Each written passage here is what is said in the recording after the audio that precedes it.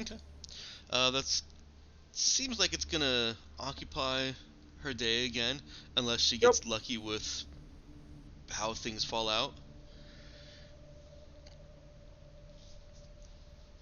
No, I would discount her being lucky, but yeah, it will basically take everything as that she's busy. Okay. Is anybody else doing anything during the day, during your travel day?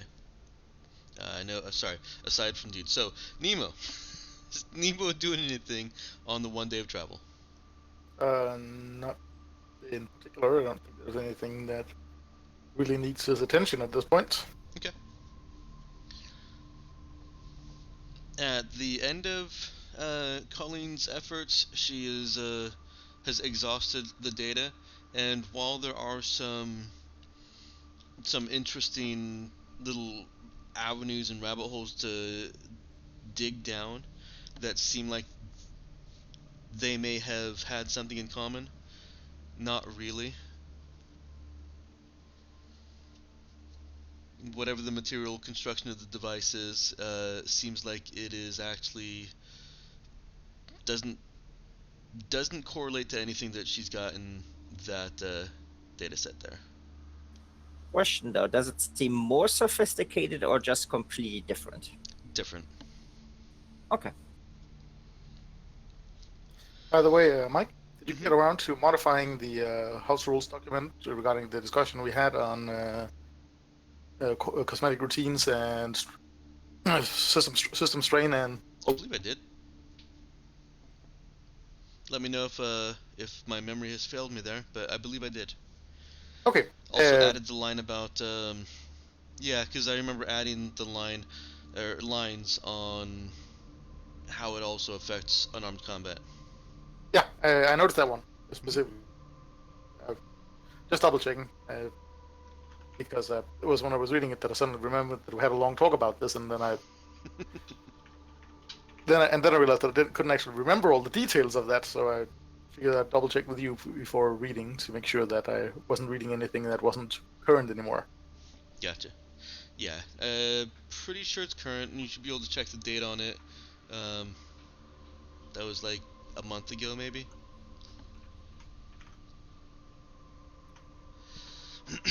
Uh, so I should add one permanent. So I should add one permanent system strain to my character sheet now since I picked up body swap. You can apply the permanent system strain. Well, yeah, whether it's applied now or the first time you actually do any kind of modification is. I didn't really feel like specifying, I think, or just didn't think to specify. Nemo is making sweeping circuitry changes right now, even before any body swap. So let's just say that the system strain hits now.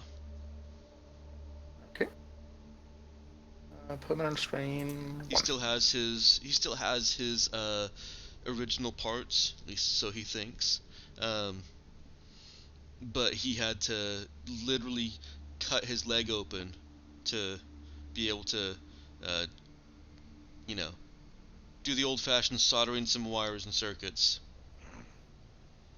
Just not quite so primitively. That seems pretty gruesome for something that's designed to bleed realistically. He can shut that off. Oh, that's handy. Yes, the realistic bleeding is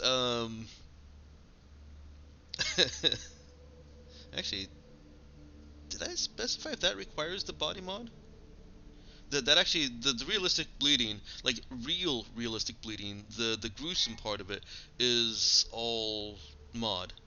Um, the android skin will bleed if it's like cut a little bit, but if it's a major wound, it's not really prepared to show that. I think I'll have to go back over my notes again.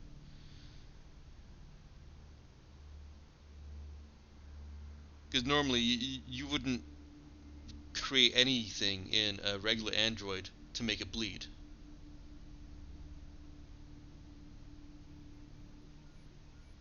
They're not necessarily supposed to look that much like humans. You're also not supposed to be cutting androids. Oh, they're just workers or soldiers, in which case they don't need to bleed there either. You're I guess the Apple design philosophy won. What's that? Well, if you're not supposed to be opening them up, then clearly the Apple design philosophy won. Fair enough.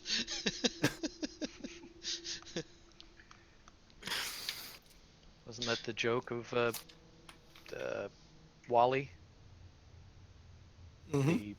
The Eve was bright and pretty, and when she failed was impossible to fix, whereas Wally had been trucking along ugly with no maintenance for multiple hundreds of years. Yep. There's the PC. She's the Mac.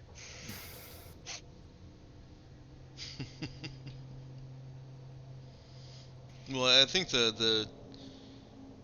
I may have misheard you. I phased out for a second.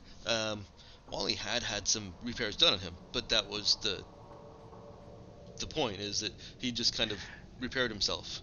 Right. Yes. He could repair himself and keep himself going, whereas Eve one thing and she was done Right. until You he could brought her back to the authorized factory. you could open him up, and you could open him up without breaking parts because they Mhm. weren't glued in. So yeah, dude just has been popping all over the ship, fixing the bits and pieces of random damage. Okay. Real quick, maintaining the aside here, I do have to go on the side of no. Even Adas don't necessarily bleed believably. Um, Remember, Adas actually not remember. Let me point out, Adas are actually just androids that happen to have developed a personality at some point in the process. They weren't built to be advanced androids. They were built to do a certain job, and that personality is a hindrance to them doing that job. Because now they've got wants and desires, and nobody who owns a slave bot wants that slave bot to want to be free. So no, they're not designed to bleed realistically. The chameleon, which is what Nemo is, can take these routines that allow him to swap out to his body parts, and I will put into the chameleon's description that once he starts doing that, he absolutely can start making it look believable when he's bleeding.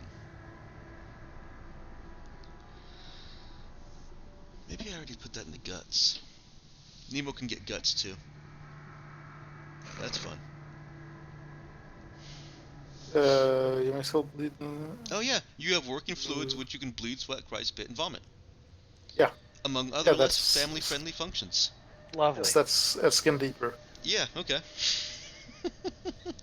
So I rehashed something that I had already hashed. Sorry, guys.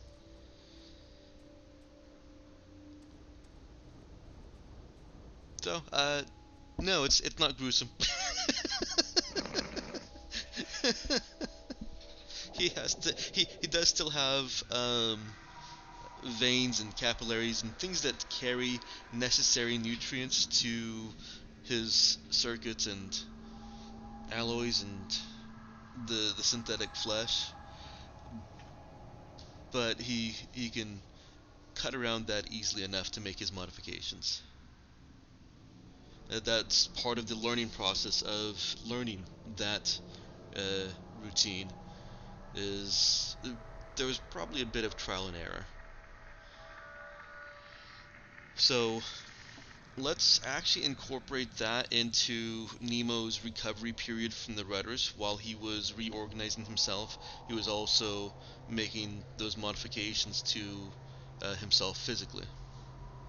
That makes sense. Yeah. Okay, you've arrived at Mona.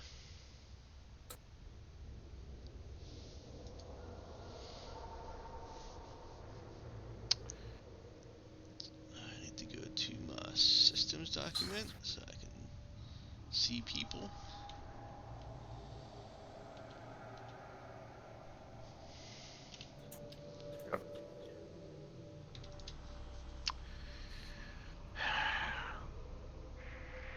Dude meanders his way up onto the bridge as we're getting in close to Mona. Pats Clark on the shoulder. Well, keep her flying, right, man? I didn't quite. Well, she ain't completely fixed. We'll put it that way. Still got a few hanging bits, but I mean they're hanging in space, so I mean they're safe-ish. Clark informs you that you are about to descend down into the atmosphere. Right. Should be safe. I'll fix them again if it ain't. I mean, as far as I can tell, there's nothing that's going to be causing a problem. Worst case scenario, it should more work for me. Was that part of my ship? Did the primary damping coupler just fall off my ship? Yep. I was thinking the same thing. One thing I remember I forgot to ask about: does the Santa Clarita actually have a suitable workshop or lab as is required by body swap routine? It does. Yeah, I was going to say, remember we had that discussion when we were building explosives. Yes. Because you needed that for that too. Okay, so that's a yes. Yeah, we're cool.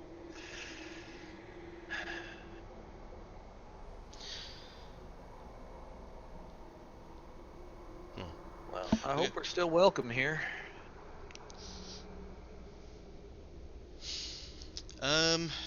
This next bit gets a little bit trickier without M here, so I'm going to say that the Cap has a conversation with somebody on the surface, Control, and you guys were all out kind of doing your own thing. There wasn't anything pressing, so she and Clark were the only people on the bridge, and she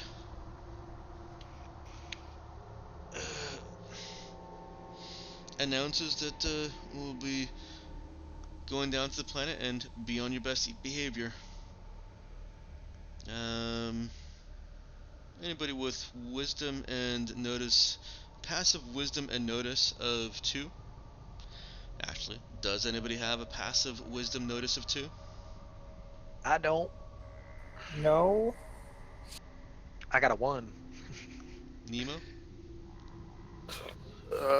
Notice. -1. Okay. Yeah, no, this would require notice of 1 and wisdom of 1, or one or the other to be 2. So. I almost put points into notice, but I went perform and talk instead. See But what they get for that.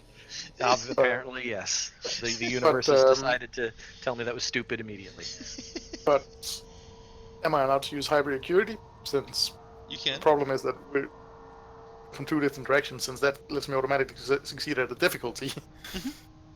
And gives you bonuses if you can't automatically succeed.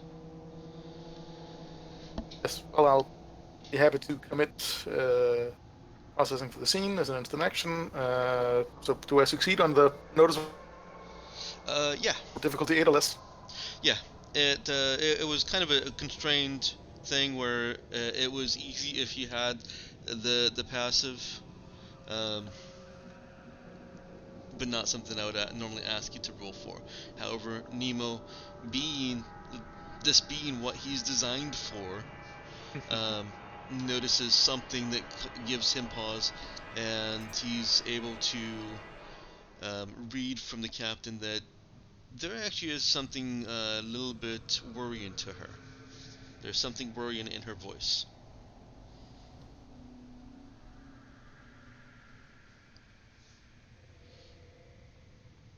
If you're saying anything, I cannot hear you. Nope, I'm not saying anything. Okay. I was just making a note of it. Okay. Clark takes the ship down. Nothing actually falls off the ship. And anyone on the bridge sees the warnings of ground-placed anti-ship weapons locking on. Yeah, the just like last time. just like last time. No, last time it was the orbital system. No, there's no orbital system at Yeah, Mona. they were ground based. Yeah, it was ground based. At least I remember them as ground based. Okay. Yeah. Um, and you aren't hit by anything until you're hit by Mona. Clark lands successfully. Technically, absolutely a correct way of describing that.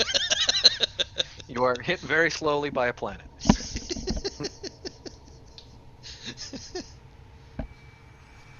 By the way, Mike, hmm out of curiosity, did we ever establish in the corner case situation where I would have, say, my maximum amount of processing currently locked in, and I then switched mode, switched persona, which Yeah, I was did, but it did not reducing. write that in. What happens then? I'm taking away the. I'm making it so that uh, the chameleon does not get extra processing for the temporary int boost, Okay. and just has a flat extra processing. Right. I'll just add that then. Yeah, that's now permanent. Once you've taken intelligence as a persona, then Yep. you've got an extra processing. Oh yeah. Now that we talk about it here, I think I remember that we actually talked about that last. hmm Just not. I don't remember coming from that angle because I just realized now that it was possible to basically max out my processing power and then reduce it. Yeah. So that should be one plus so it should be 2 plus intelligence plus runtime skill. Correct.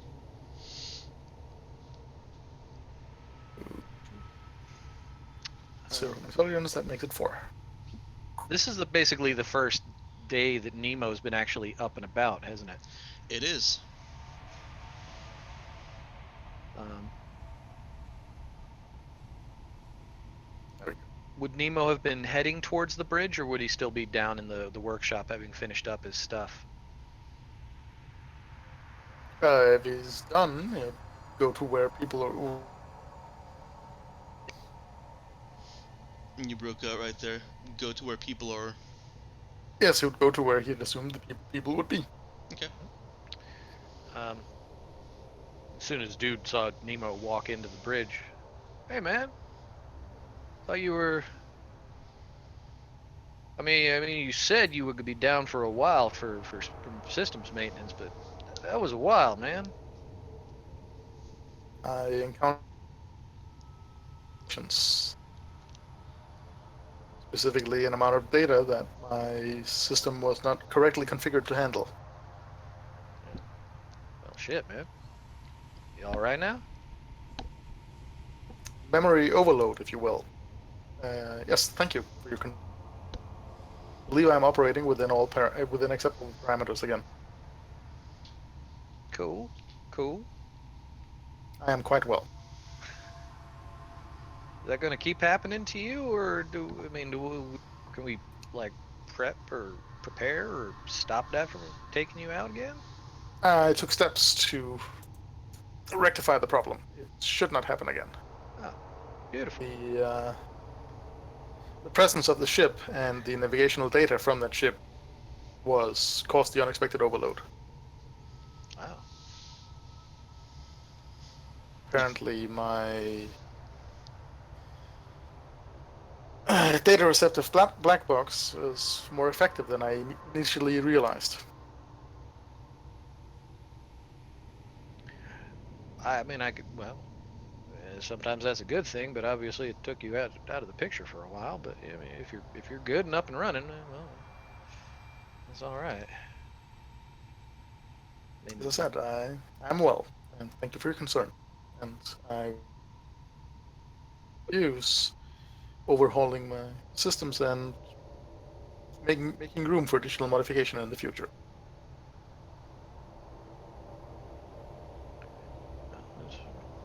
make sure, man. It's you've been helpful. I'm glad we fished you out of the closet we found you in.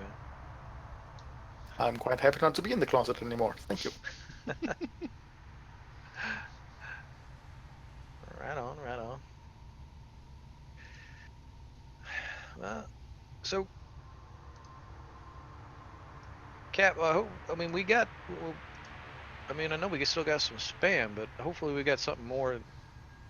Did you talk to them about if the data would be enough to trade with, or what are we walking into here? She I says. see we have returned to Mona. Oh yeah, we had to kind of we were on the run like our ass was on fire. Cap says. In all She fairness, they says were shooting torpedoes. she is not sure. There seemed to be something off about Raduan. If your posterior was on fire, then running would be ill-advised. You should be dropping. It's a turn of I phrase, see. man. Yeah, A colloquialism. yeah. What do we call it? The colloquialism of the vernacular. I don't know if anybody ever calls it that, but that's what it is. And I always got the feeling there's something was off from that guy kind of from the start. So like more off, that's a little disturbing. She confirms, yes, more off.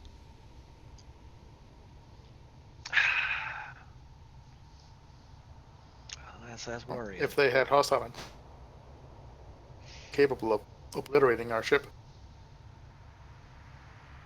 Well, but I mean, maybe they want. I mean, we're at the. If they wanted the ship, all they had to do was let us land. We can't take off without getting blown out of the sky, and they could wait us out. You mean like they're letting us land right now? Yeah, it's not an ideal situation. I get that.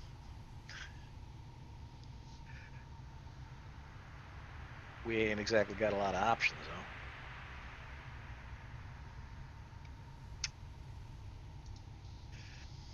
Oh well, I guess we'll find out what happens.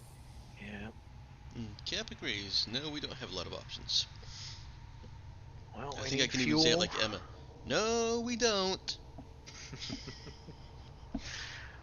I mean, if we can fuel up and get some basic supplies and with some basic trade, we could. Do you think now? Looking at Colleen, do you think they got enough data in their systems for a rudder to someplace other than where we just came from? Not unless they travel there, or someone came by. I mean, I hope that it feels like they do trade with at least a few other systems. Doesn't the black box pull that stuff down automatically?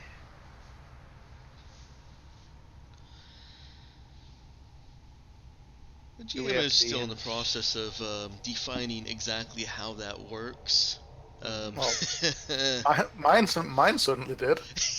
I feel like it should take at least a period of time, considering the staggering amounts of data that it sounds like it is. It is. It's supposed to take some time. The way the basic way it's set up to work is that when a ship is detected in orbit around a planet, or well, really any installation that has a computer and transmitter capable of making the black box exchange, even if it's just a post box.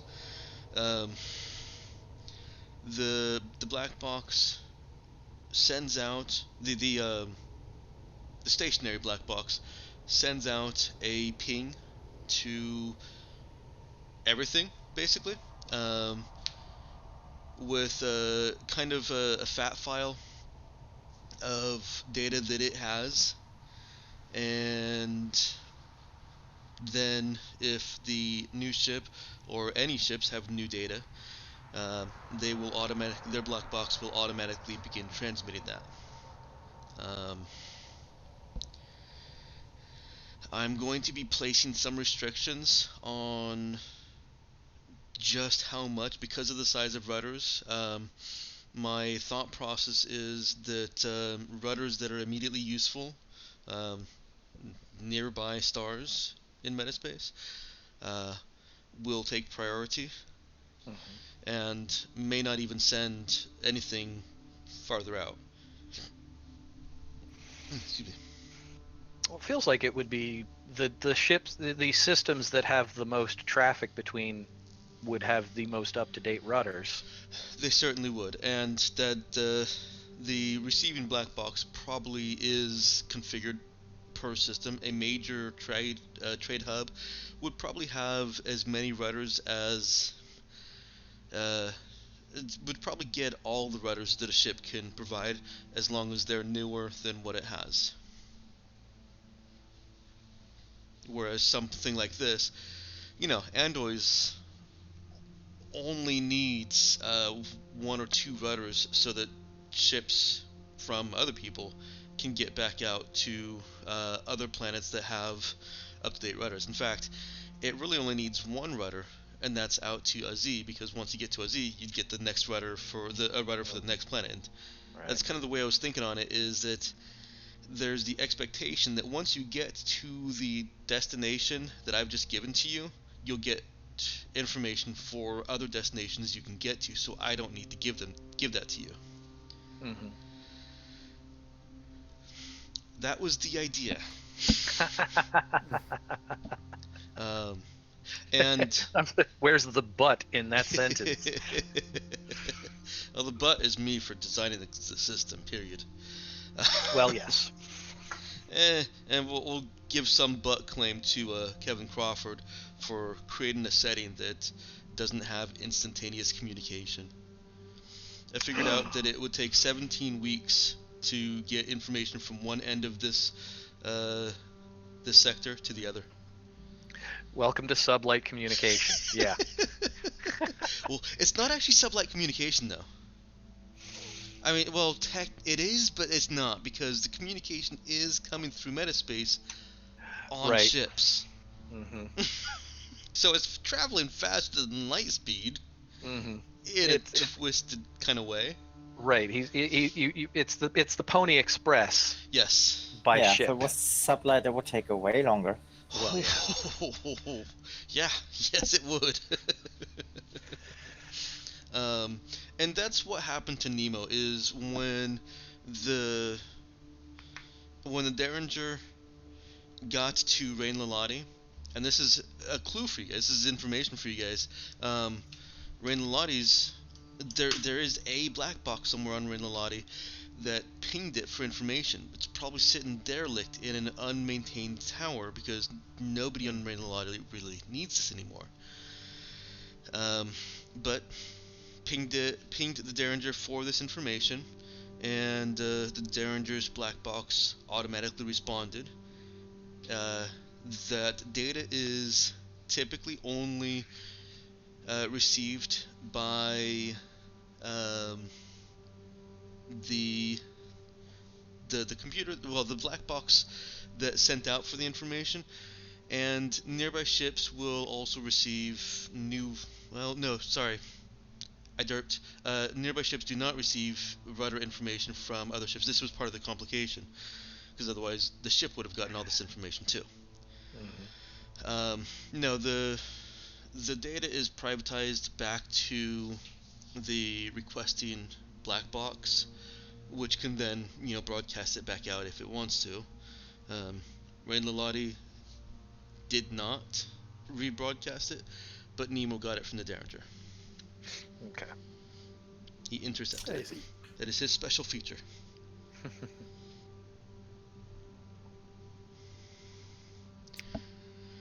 But that makes it the odds of us getting a rudder to someplace other than Andoys out of this system pretty low. Out of this system, absolutely very low. Yeah.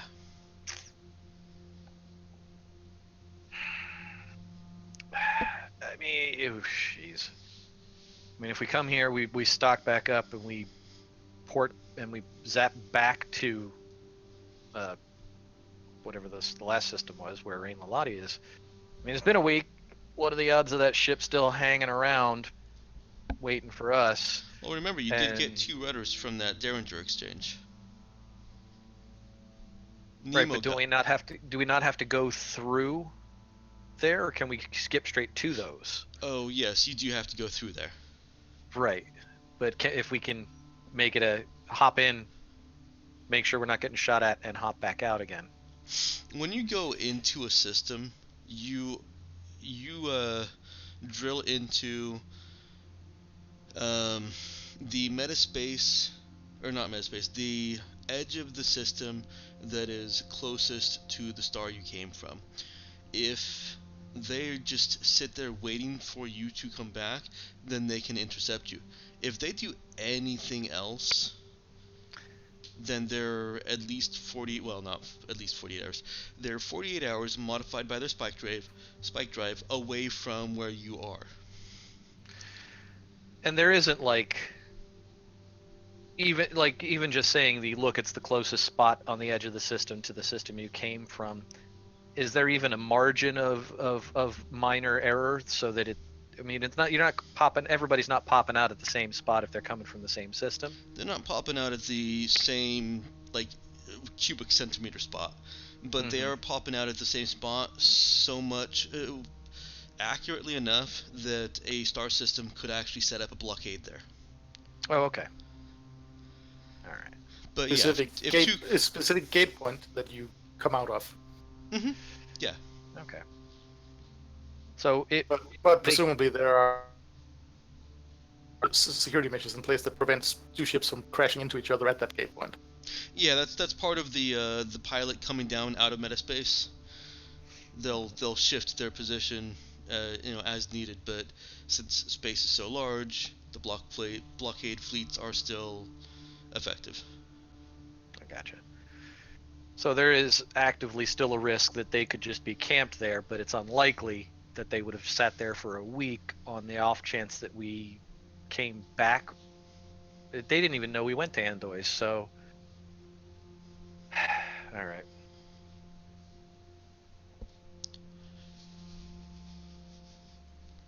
Well, it is kind of what we got to do. How much we burned a chunk of fuel getting to Andois, didn't we?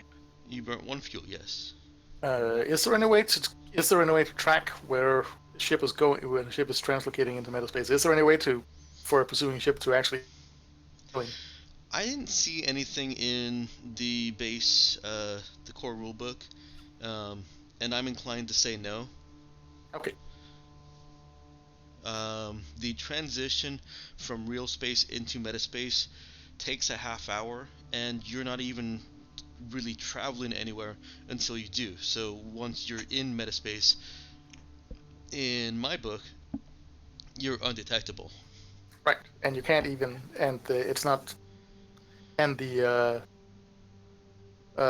routes, the lines, if you will, aren't so specific that you could extract going from here. That is in the sense that from here the ship could only go to there, or Right, you can jump out, you can enter metaspace from any point at the edge of a star system, and and then emerge. go in any direction.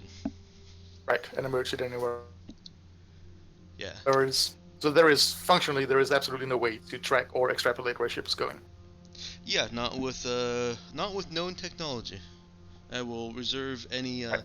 maybes and buts for later. Right. Okay, well, but that is good to know. That, Yeah. So that should put us at did that put us at fuel 1, or did somebody mark the ship inventory down to fuel 1 when we left? I marked the ship inventory down for you. Okay, so we still have 1 fuel. Yes. So if Mona doesn't have any fuel, we're not fucked. Right. Mona Difficult does have question on how it fuel. works. Can you translocate to metaspace and not move? As in, can you sit still in metaspace effectively, or are you automatically moving? You need to move because Okay. the metaspace currents are what's letting you get from one place to another so quickly. Right. They would tear a ship apart if you did not actually move with them. Okay. So it's like the the ocean currents in Finding Nemo. The jet stream Yeah. or whatever Hop it's in. called. Yeah. The Gulf Stream. Gulf Yeah. Stream. Hop in. Feels like you feel like you're not going anywhere, but you are, because you can't not. Hang on, dude. Yes. Righteous. All right. Yeah, that's fairly accurate. Okay, that makes sense. I was just wondering if you could basically just sit there, but Metaspace stealth. I think the maneuver, I would not rule out that maneuver.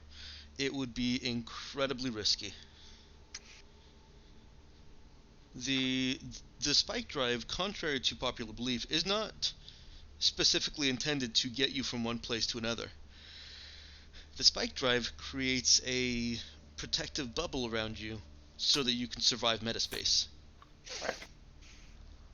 And that's why higher rated drives allow you to go farther, because that protective bubble is better and lasts longer. Gotcha. right. So it's more metaspace is much more Warhammer 40k is warp than it is Star Wars hyperspace. It's a gather field. If it fails, the demons get you. Yes, it's the warp just without demons, presumably. Presumably. It's a little disappointing that the ship character sheet doesn't have a spot to just track fuel.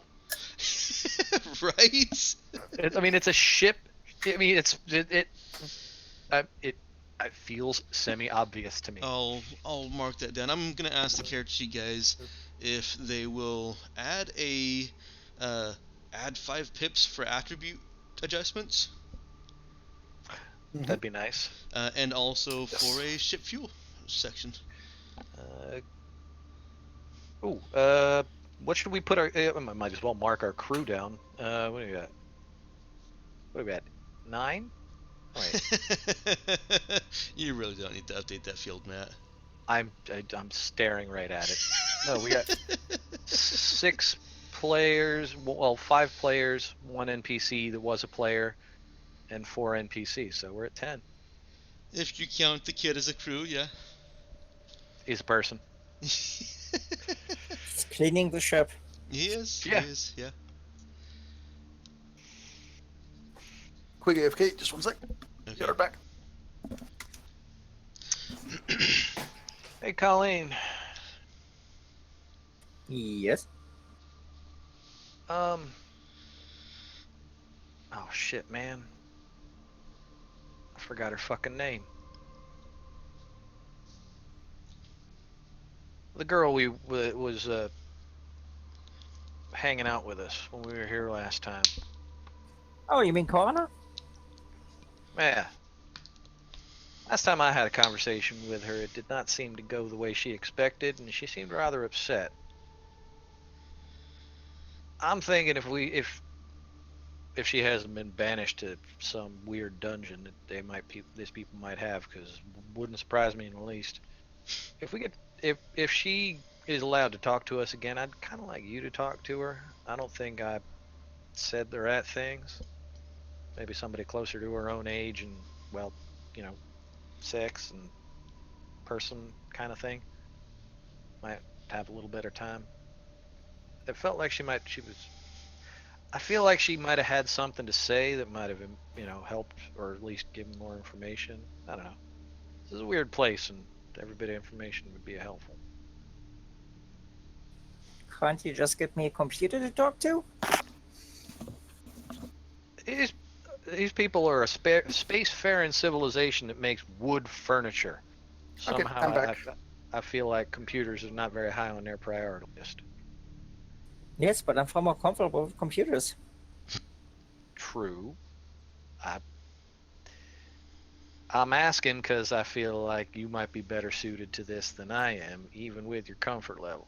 If you don't want to talk to her, just say so. I can't talk to her? Just saying it's a big if. She might not even be, like I said, she might be locked in a dungeon somewhere. Wouldn't put it past these people. And she wasn't in the dungeon last time. I checked for that. Well, yeah, but like we didn't see her the last day we were here because she had talked to me and then she ran off and then we didn't see her again. Oh, she was around. Was I she? might have. Well, I might have tracked things. I was worried. Oh, well, I'm glad you kept an eye on her. I was worried too. All The right. secret is I'm always worried. Okay, Hulk Colleen. Uh, I believe the technical term for that is paranoia. I'd like to call it crippling anxiety. I don't know. It doesn't seem to be crippling you that much. As long as I have computers. So healthy paranoia, which seems actually pretty healthy considering our situation. The universe I does was just actively seem gonna to be out to say. get us. Technically speaking, that would be an oxymoron. Healthy paranoia? Yes. I see your Then, point. oh, I mean, I don't know. I mean, they are out to get us. They definitely do want to capture us. And we kind of have to assume everyone can figure out who we are. Right. Yeah, but I By, think what he means is that by I mean, definition, one is a mental illness, and if a mental illness is healthy for you, then by definition it cannot be an illness. yeah, that's true. And technically, I mean, if they are actively out to get us, and the universe is an unhealthy and frightening place, that's not paranoia, because I think paranoia means unfounded.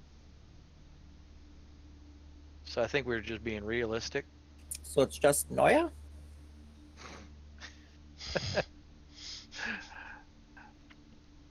What did I hear somebody say once? A pessimist is just an optimist in possession of all the facts. I mean, sure, she's around. I'll talk to her. I appreciate it. Don't expect miracles. Well, I'll only expect miracles when you're on a computer. How about that? Technically, someone in possession That works. of all the facts would be considered to be omniscient, which, by the reckoning of many cultures, would make that person God. The consequences of God being a pessimist is not something I can calculate at present. Well, you can keep working on that. Maybe make that a hobby. Sure, I'll let it list. Become God. Mm.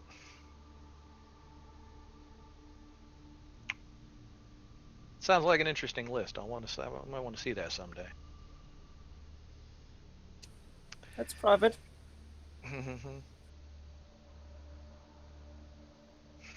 Well, are they sending out a greeting party for us this time, or are they just waiting for us to come on out?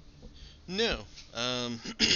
Cap uh, requests that the three of you go ahead, and she is going to stay with Clark on the ship to speak with Rajuan later. But for now, to maintain all appearances, um, go ahead and proceed to the little section they allow for visitors and see what you can do in trading. We don't have anything else to trade, but trading that research data.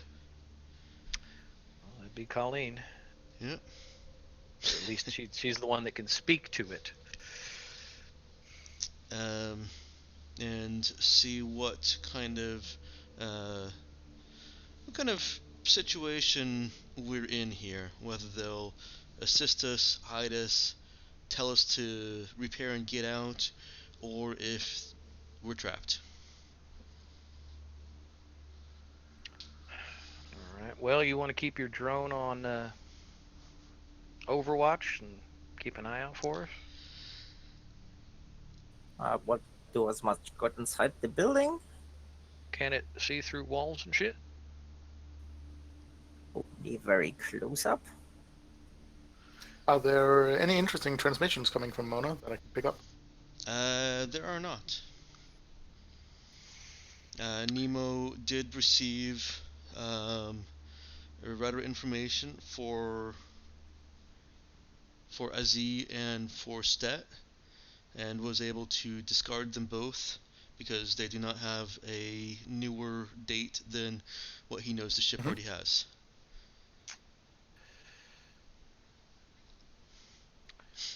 Well, I figure you. I mean, you could at least get it close enough to see if they're going to be storming the little room we're in with like 50 people. Maybe give us a little bit of warning. I mean, does that work? No, because I would have to be in the room or the adjacent room. I thought the distance on that was a bit longer. Oh well. Oh, the No, distance is fantastic, but I need line of sight to do it. no standard or no basic news transmissions or entertainment stuff either. Nope. Uh, while Dude and Colin are having their conversation, Cap pulls Nemo to the side and asks him to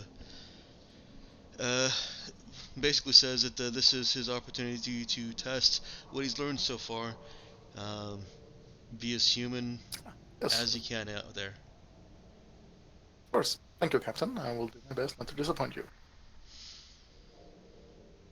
She, I may be overstepping here, but she expresses a little bit of, you get to be the charismatic talker here. So play that role. I will do my best to fail.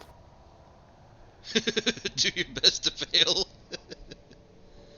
Yes, to err is human. Also,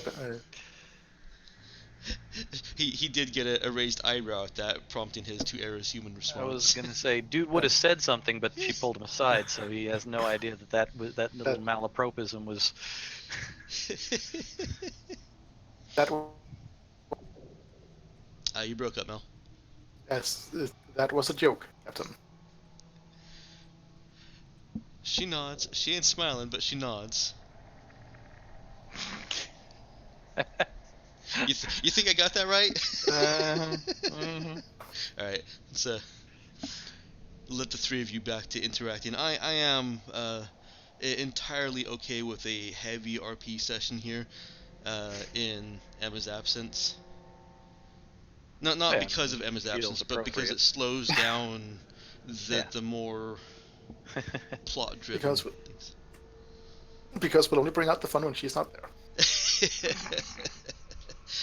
No, because the coming to Andoys was actually a kind of important development point. So. They need more furniture. This universe needs more furniture. That must be it. This is potentially curious. I'm not picking up any unshielded transmissions from Mona. No news or entertainment broadcast of any kind. That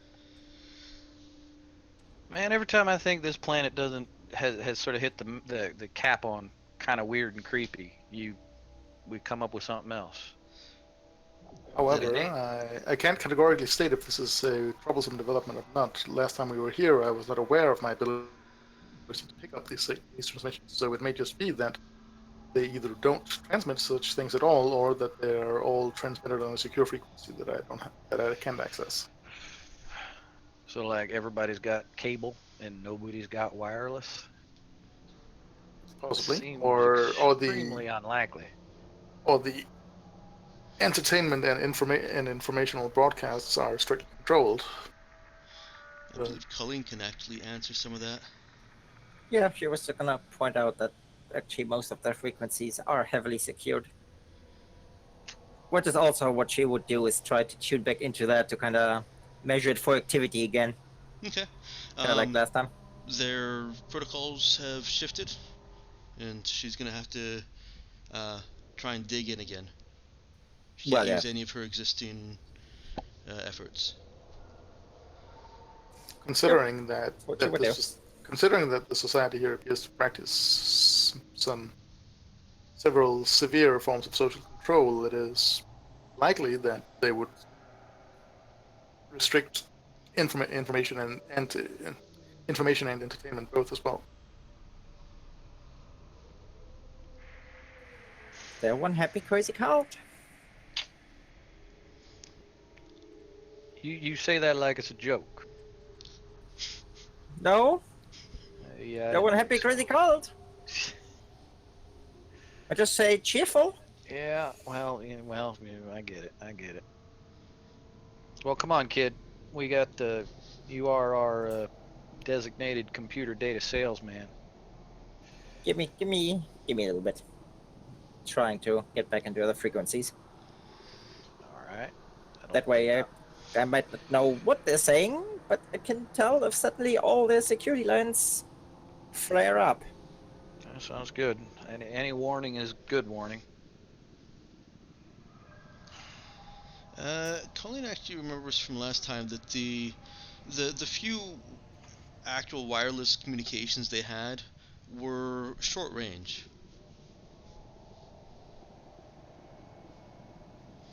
Well, she watched most of the stuff from one of the visitor rooms. Mm-hmm. That and she was playing around with the wireless transmissions. Those tended to be heavily encrypted. Mm-hmm.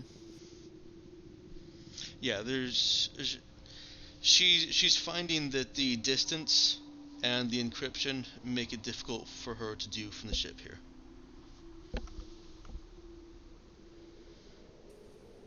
Well, we'll do it when we get closer. Sure, they're gonna put us in a room while we have to wait.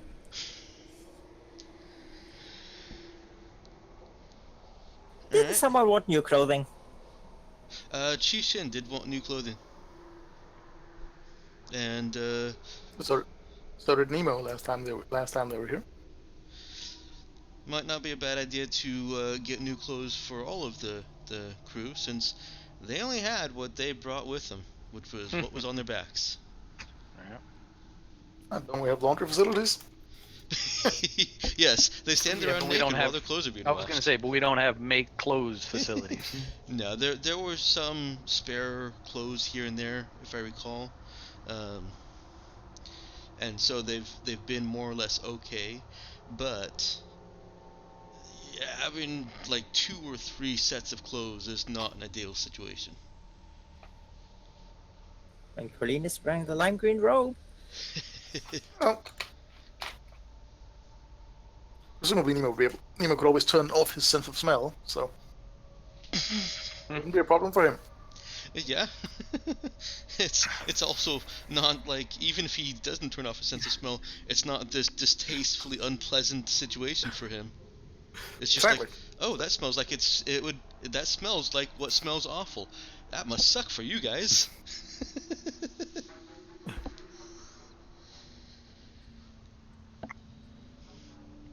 So you guys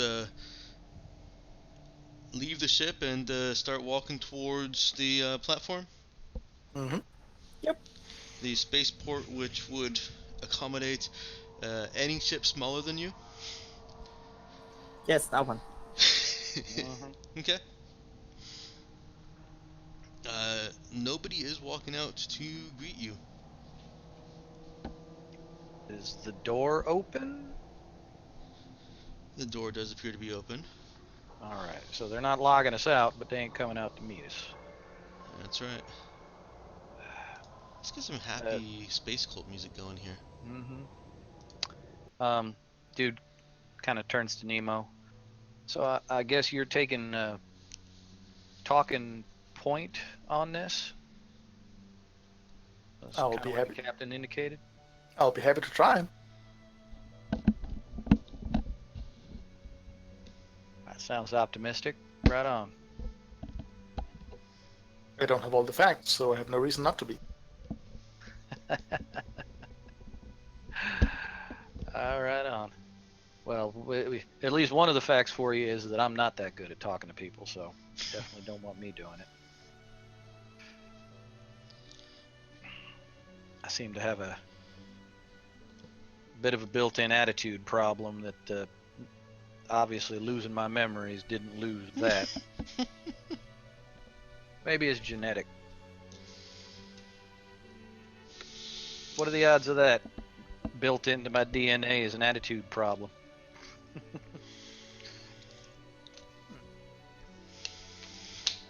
With some additional work, I believe I could eventually, and with some genetic samplings, I suppose I could reconstruct much of my chassis to mirror your DNA sequence, which would, if that was the case, then give me said attitude problem. Then you just have to find a drummer and you have a band. Yeah, at the end, tail end of that particular sentence, dude actually kind of stopped walking and kind of looked at Nemo. Well, I'll tell you what, man. I don't know that you would want my attitude problem, so we'll table that. You don't It have would to also go. it would require extensive reworking out of my system, so it is, well, not likely to be a productive endeavor. That sounds about right to me too. Let's keep on going, man. Do we have to look out now where we leave our DNA? What was that? Do we have to worry about basically looking out for where we leave our DNA? From him? Yeah.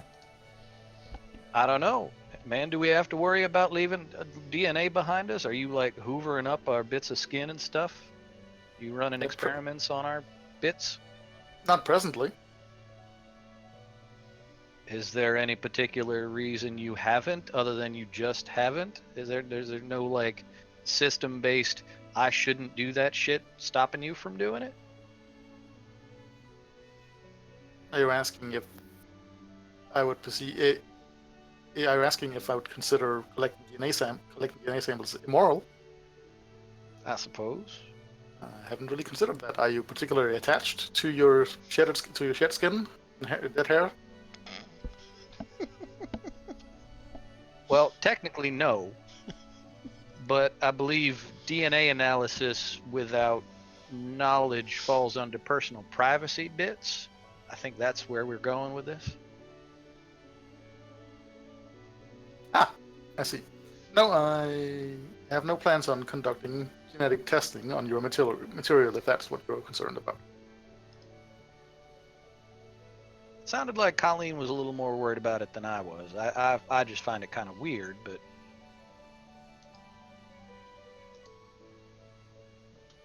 Oh, you just wait till the little mini versions of you running around. I was gonna say as long as there's no little mutated version of myself wandering around the ship, I'm kind of okay. That would be absurd. In order to reduce my size, I would have to physically reconstruct my entire chassis. That would not be practical at all. Just remember, I rewired you once. If I were to duplicate any of you for any reason, it would, for whatever the reason, the end result would still retain my rough dimensions.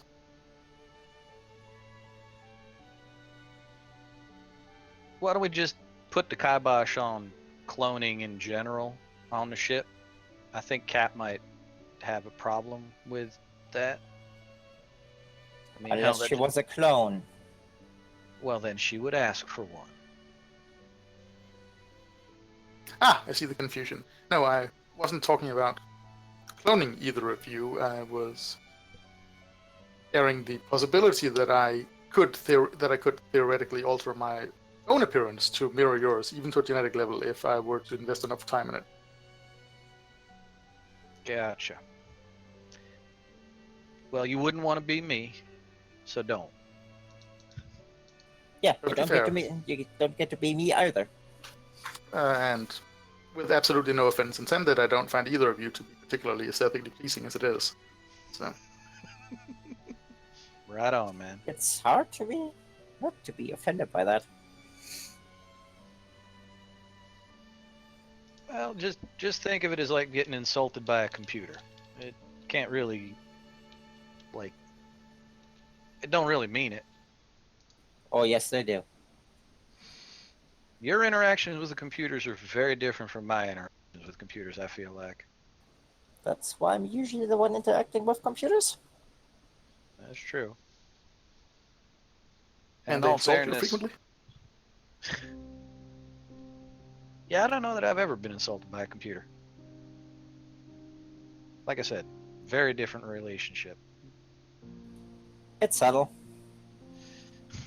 but it's the Oh. goat. From a philosophical perspective, if you're not aware that you've been insulted, have you really been insulted? Does an insult not require the perception and understanding of the recipient in order to be an insult? Or can they exist in a vacuum? Yes. Are we trying to figure out if an insult falls in the forest and nobody hears it? Is it actually insulting? Does the tree then Oh, you broke up, Mel. Does the tree then what? does the tree then take offense? Yes. Just because someone insults you and you don't get it doesn't mean you haven't been insulted. Just because you don't feel insulted. I'm actually of the mind of to be the exact opposite of that. I feel like I've been insulted many times and never noticed it, so I haven't been insulted. You least just not didn't by them. feel insulted. The Well, crux the of difference. the crux of the matter lies on the insulter's intent matters more than the insultee's perception of the situation. Okay, what it comes down to is don't wear our faces. That feels like a good boiling down of this entire conversation.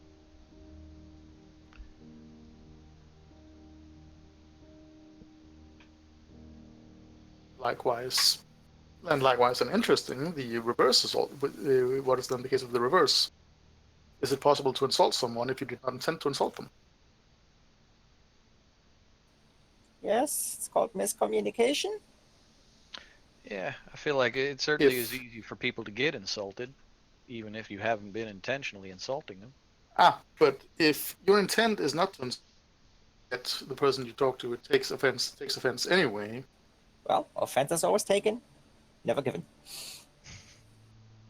Then would that logically preclude the possibility of insulting someone without them noticing? I have a feeling we're gonna find out in a few minutes. Yeah, this is a weird philosophical conversation to get into when we're possibly walking into a trap. I'm not sure I want this to be the last thing I ever say in the universe. Well, if you had built me that drone, Man, you are never going to let that go. Well, at least not until I build you a drone with a gun on it. exactly. Colleen actually takes out her data pad and sends him another email reminder. Yes. The little unread email indicator on his pad now goes up by 1 and is probably sitting at 12. Yes. Why would you concern yourself with thoughts were in your existence? I think you broke up just a little bit. Why would you concern yourself I got with? what he Why said. Yeah, why would you concern yourself with the nature of your last thought in your existence? Would you like it recorded for posterity? I mean, you should make it a good one because you don't get another. Yeah, I feel like that's, you want to go out on a high note. You don't want Yeah. your last thought in the universe to be, gee, did I have a peanut butter sandwich today? Or something equally less pithy. Yeah, make it more existential. Why? Yeah. Or in a pinch, oops. But considering the fleeting nature of biological existence, every single thought you have could theoretically be the last. Yeah, that's not confident, man. Oops. A brain hemorrhage could quite literally kill you within the next second. And a piece of rock could drop out of space and kill all 3 of us in one go. I understand the fleeting nature of human existence. I try not to think about it much because otherwise you spend all your time being, well, paranoid. Or craving for a peanut butter sandwich? Well, that too. Existential analysis paralysis. Interesting. You guys are still You standing seem pretty about halfway paralyzed right between- now. I feel like we might have started talking. We might have started walking at least a little bit more. Okay. Yeah. How, You resumed how walking. do Okay. you, yes. How do you actually function? Well, I believe Quite well, thank you for asking.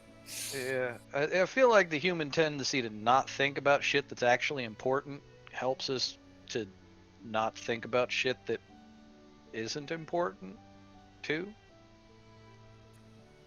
Great, now I can't stop thinking about that. You have arrived at the stairs up to the starport platform. No one has come out to meet us. Nobody has come out to meet you. Do we knock? No, you climb the stairs first. There's a set of stairs going up to the actual starport platform on which frigates and shuttles would normally land. And from there, from where you were walking to here from the ship, you could see that the actual they've got large bay doors in front for moving cargo, um, and you can see that those were open as you were approaching. Even as you came up to the stairs, you can see just the edge of them above the platform, the floor of the platform. It's still open. Out of character question. Last time we were here, how did we ship as the Rasa then, or would be the Santa Clarita? I think they knew that Raza. we were Raza. They knew that with the Raza and we didn't have a black box at that point. Right, because we They had didn't have been one. there before when we had our memories. Yep. We related this stuff we shouldn't talk about. It'd be fair to ask, what was the stuff exactly that we didn't talk about ever again? Yeah, that's the problem with this place is they know more about us than we know about ourselves. Right. But last time we were here, we were as the Rasa. Yep, Raza, as us. Didn't have anything saying otherwise.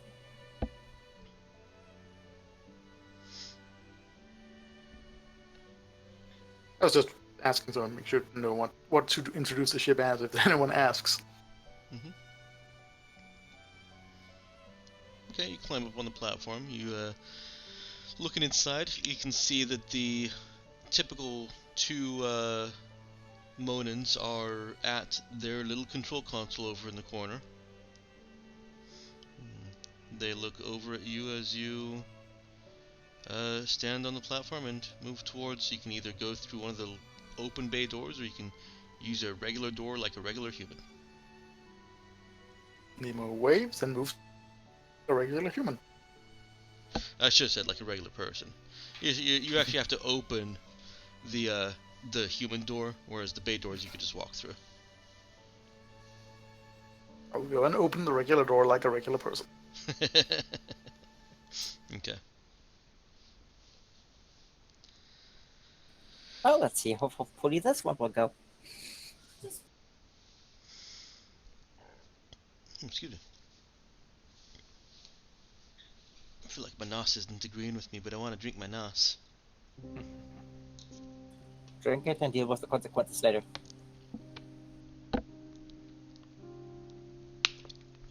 Or just drink more water.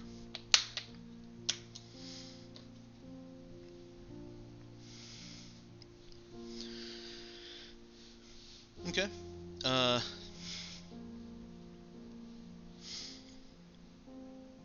You are motioned in, and the man standing at the console simply motions you toward the rooms.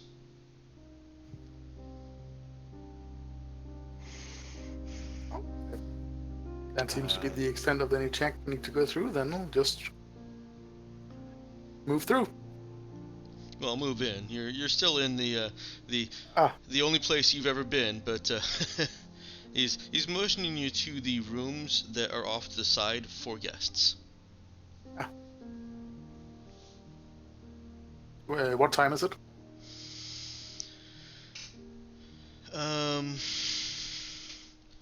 It would be about 1 p.m.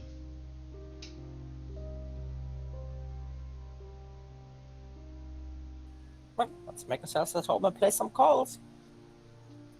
You cut out after about. Okay, I said it's about 1 p.m. Okay.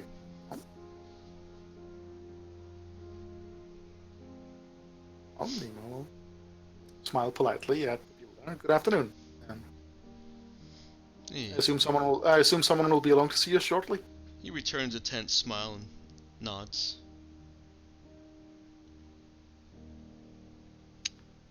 Uh, what's this system's version of an insight check? Notice Notice? wisdom. Mm-hmm. Yeah. You can go ahead and roll it. Thank you. Jesus, 6 and a 4, and I get 11. Hey, at least you get a plus to that. Other people don't. Is the difficulty 8 or less? It is. Oh, automatic success here. Okay. Does he seem? Is this the normal standard person social anxiety, or does there seem to be a little bit more behind that slightly nervous smile? He is watching you like a hawk. Uh-huh. He is definitely alert and on guard. Nemo will make sure to showcase that he is completely unarmed. Mm-hmm. And Colleen just looks a harmless, friendly self. They're not even looking at Colleen.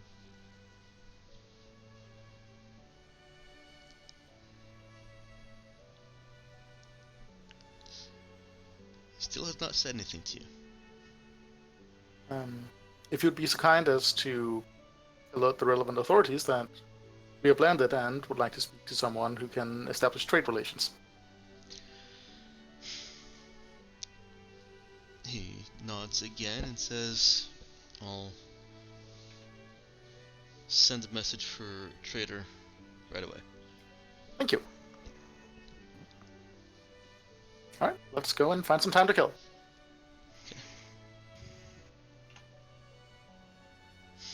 And Actually, we're that waiting reception was definitely more chilly than your last reception. Yeah, I mean, I think even Dude wouldn't have noticed that. Nope. He didn't. He rolled an 11.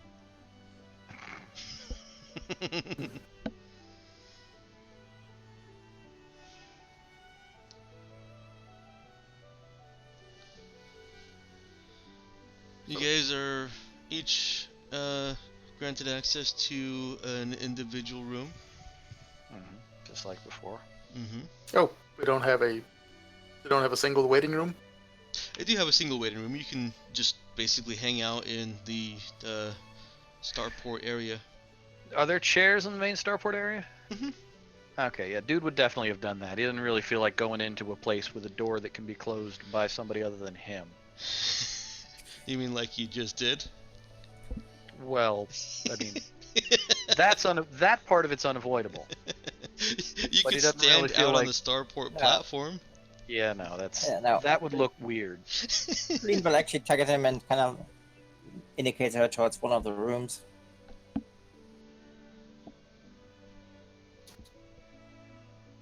Well, if me goes along, if she wants to go in somewhere. Okay, so we've got Dude and Colleen in a room and Nemo out in the waiting area. Nemo first. What Yep. are you doing anything out there, or are you just waiting? Waiting, and making an effort to project an aura of harmlessness as much as possible, and periodically checking for any unsecured signals. Colleen and Dude. Well, no, she's definitely in range, so Colleen is trying to analyze those frequencies again. Okay.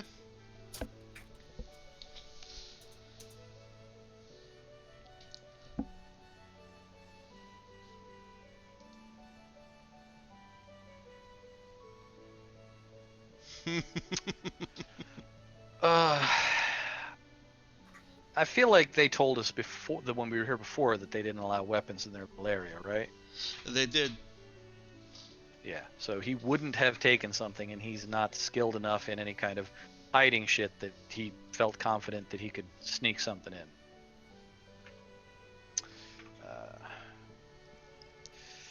Um, Colleen, go ahead and roll your hack.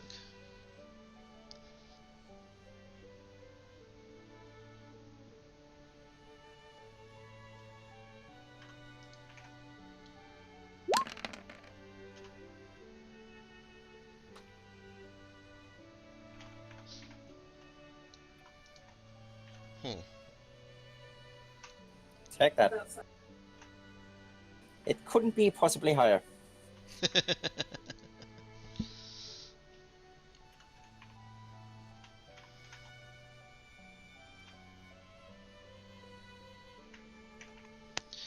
And so I should have clarified this earlier, but with the roll, it really doesn't matter. So she's just doing what she did last time, right? She's not actually trying to intrude on anything. She's just sniffing.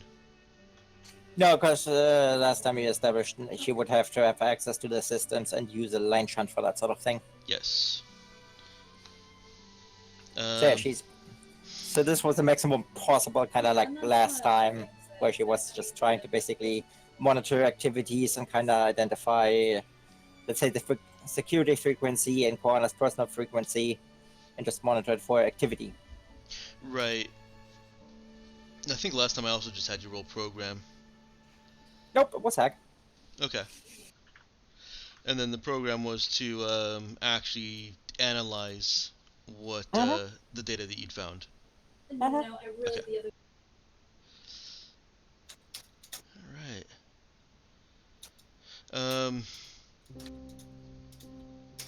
So she has that's right, because it was due to their encryption. Although she's not trying to actively break it, it's still more of a hackery thing that she's having to run an algorithm on her own datapad to try and figure out what's what and sort it out.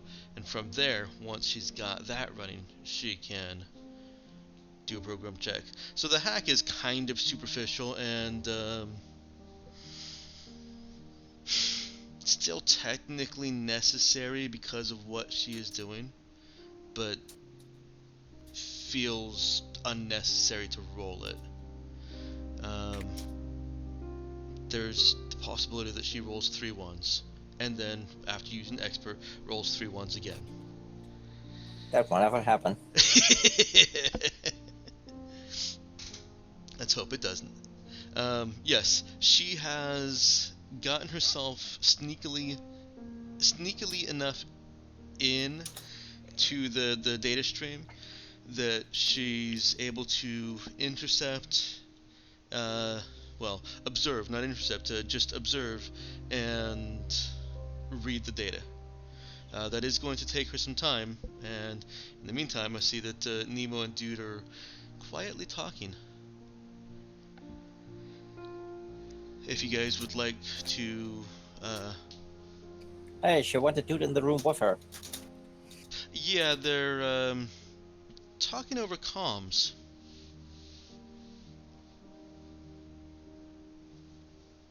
Yeah, he was being quiet about it, but she would have heard because he can't. Well, wait, we can't sub-vocalize. Nemo can, right? Correct.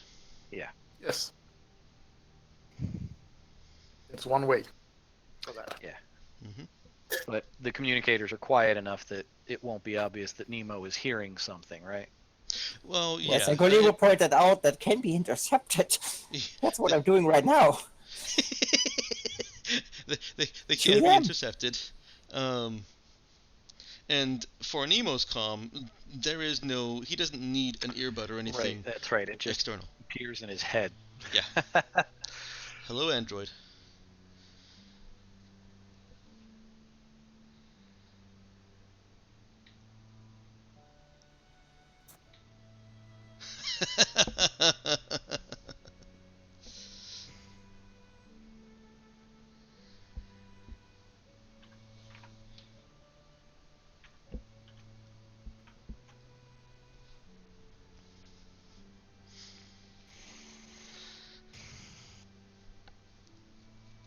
Is there any further conversation after that?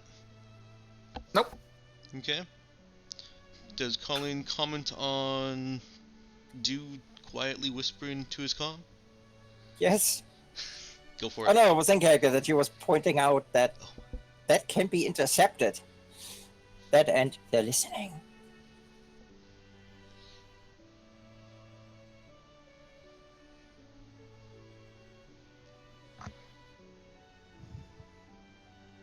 Matt, that was aimed at you. Hmm? That was aimed at dude. I must Yes. have missed it. Did you fall asleep? Yeah, No. Colleen pointed out that when she hears the communication at first, they can intercept it because that's what she's doing to them, and they're listening. That's why I said one word.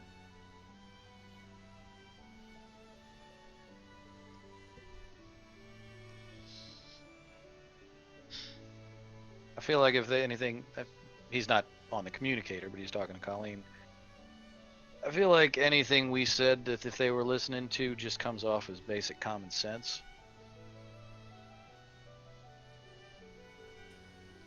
Maybe.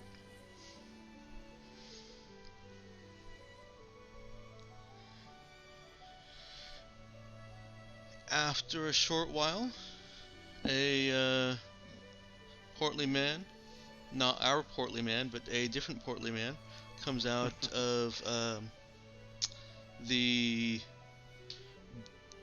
door that you've seen regular people come out of, not the door that Raduan uses. And Nemo recognizes Charles. He moves over to Nemo, arms outspread. Oh, my favorite terrorist from the Raza. Big smile.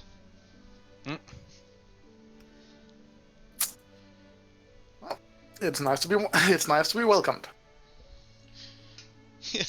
Yes, I'm sure it is. Of course, it's probably a fairly small list, but still, it's Ah, are you here for trade again? exactly. Read my mind. Yes, please, let us conduct trade and take our minds off of other more dangerous things. What do you have for trade? And he gives you a big smile. Not as much spam this time, I'm afraid, but we've picked up some data that you might be interested in. Oh, data. Okay. What data do you have? What data do we have exactly? it's on your ship Did inventory Nemo ever? list. Yeah, I was gonna say, did Nemo ever care? Oh, he did. I think Nemo actually did go through some of the news and entertainment data for Terracom. Yes. Yeah. He was looking for. Oh, and that's right. He found all the end of the world videos. Yes. Yeah. Yes. All the stuff that could help them piece together what actually happened. Mhm. But the research data was from Beacon Industries, right? That's correct. Or was it somewhere else? No, that was correct. It was from Okay. Beacon Industries. It was materials research data. Um, Beacon Industries. Nemo says that. Yes. Ooh. I'm sorry, great They friend. were. Where is Portia Lynn? And he gives you a big smile. Unfortunately, the captain had business to attend to on the ship. Oh, that's a terrifying relief. I'm here to represent her, so you may Okay. consider me to be her in almost all aspects. I assure you, I cannot. Big smile. Of course, if you were to invite me, if you were planning on inviting her out to dinner, that might be slightly awkward. I think that would be awkward, even if you were her. So, what is Beacon Industries? They were based on Rain Lalati prior to the Planet White disaster. Rain Lalati. Oh, okay. Yes, I am familiar with them. Well, we recently had the good fortune of stumbling over some material their their headquarters there. And, well, no one else seemed to be using it, so we picked it up. Of course, being a frozen planet and all, nobody would be using it, right? Exactly. Do Facility you, was quite abandoned. do you have a sample of this data that I could peruse and pass on to see if it's of use to us? Nemo offers a friendly and engaging smile of his own. Oh, Charles, I'm starting to think you don't trust us. I trust you as much as I can. But I assure you, this isn't about trust. This is entirely about what value we can derive from that data or resell it for. Of course, that's entirely understandable. Yes, I believe my young associate has a sample that you can take to your people. Yes, and he kind of peers at the door that of the room that Dude and Colleen are in. Says, "Your shy young associate." Yes, you should probably knock first. Kids never Oh, quite sure what they're up to behind it's quite alright. I doors. will stay here and let you go knock. Of course. He gives you a big, forced smile. I'll be right back. So, do I need to make a notice roll regarding his behavior? It has changed since the last time he interacted with your group. Right. And he appears to be quite relieved to not dealing with Porcelain. Is that does that seem to be because he's genuinely terrified of her, or something else? For that, you will need to make a notice roll. Okay. So difficulty above above 8 Mm-hmm. for that. That is not so good, but I'll try all the same.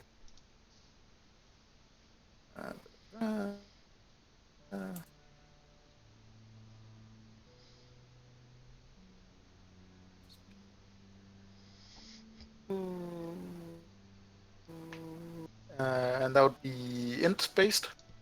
That's wisdom based. You will get different information for either stat, but I'll let you use either.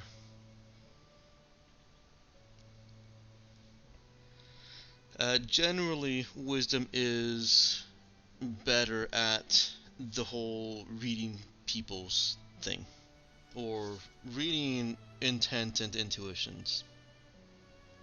But Wisdom would be better for a purely clinical approach, you can use it. I'll try wisdom, since that is what Nemo is trying to go for. So, Okay. shy away from the trying for a more intuition based thing. So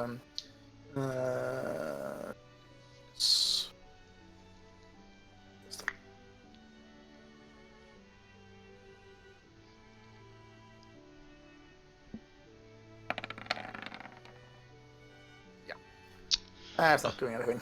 Nope, and no ones to reroll. Sorry? I said, and no ones to reroll. And no one's reroll. Nope. So, nope. Okay. Just go and knock on the door, and as he walks there, he will also, while he's doing that, he'll sub-vocalize to Colleen. Charles is here, and he'd like a sample of the data so they can check it for value. Well, I had that stuff prepared.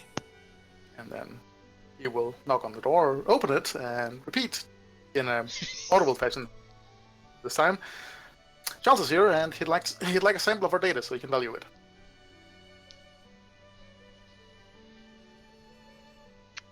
Dude kind of looks sideways at Colleen.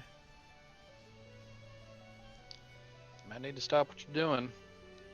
And then add Nearly done. and then add to that sub-vocalizing. He seems very nervous, so try not to make any sudden motions.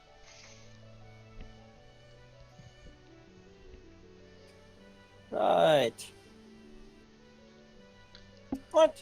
Yeah, that Colleen would come out and then wave to Charles. Ah, there she is Hi. in the lime green robe. It's Beautiful robes, I love 'em. fantastic. In fact, we were thinking of getting some more. That would be wonderful. I have so many styles I can show you. Not as many colors as you want, but enough.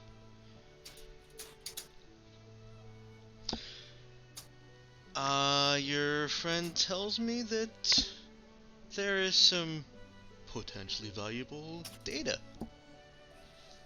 Oh, absolutely. from before the scream. Very much so. Quite good, too. In some hands, that is priceless. Indeed, priceless.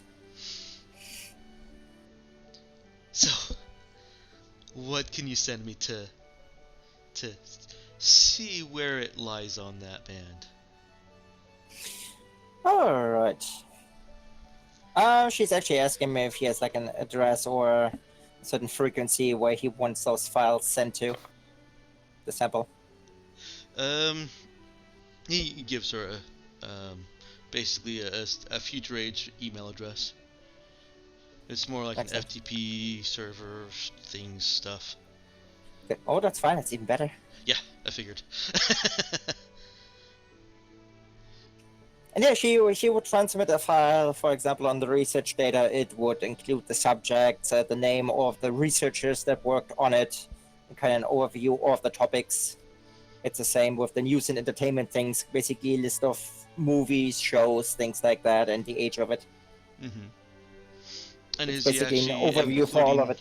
Is she actually including any data or just the contents? She would include, I would imagine, it's kind of like research papers where you have like that are published, Mm-hmm. where you have like short summary things like that. So basically, Right. that's what she's sending over on the things that he, especially the names of the researchers, so you can double check that on things. Okay. An abstract. Yes, essentially. Yeah. And That's basically for all of it. An overview, basically list of contents and references, so he has an idea of what he's dealing with. Not the actual, let's say, the formula that we're actually trying to sell.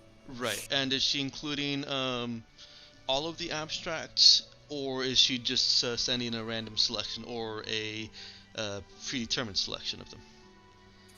She would send the whole of the abstracts, because Okay. that way they can value that thing. I mean, the abstracts could still be valuable. They can still. Colleen practically used an abstract for what she was doing from the device. She had a little bit more information, but she also had some abstracts.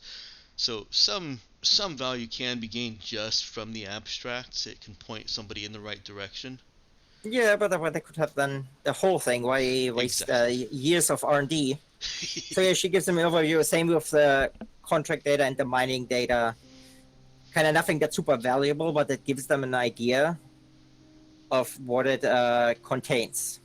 As Okay. in, it's behind the paywall. Okay. Huh. It's actually kind of annoying that the two things that I need are on different pages in my document. Maybe I should have made handouts for myself. Or just open the document twice.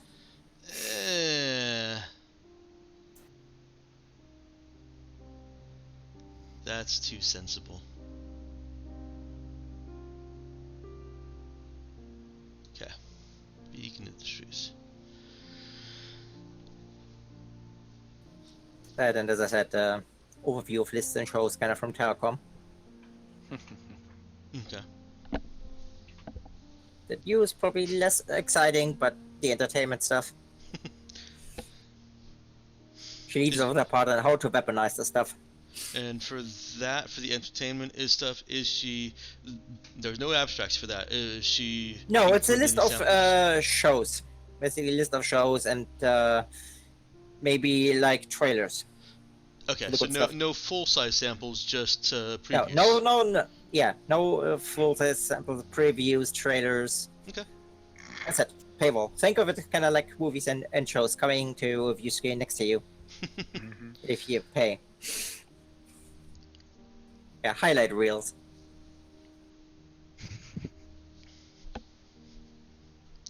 One moment.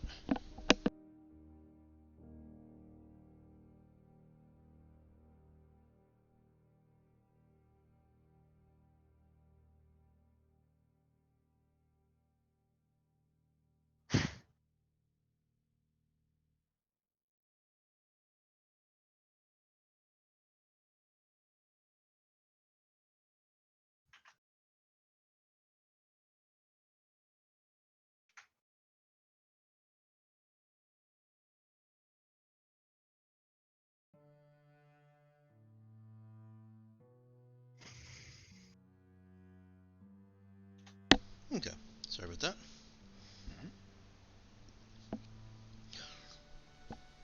He looks over the contents, nodding as he flips through it quickly. He selects a couple of the abstracts and shoots them off to another location. He seems pretty. Aw. I thought you might like that. No. He seems pretty quick and competent at sorting through data and sending it where it needs to go for any kind of evaluation. And then once he finishes that, he closes it all down on his data pad and looks back over at Colleen, back down at Colleen. It's a big smile. Thank you.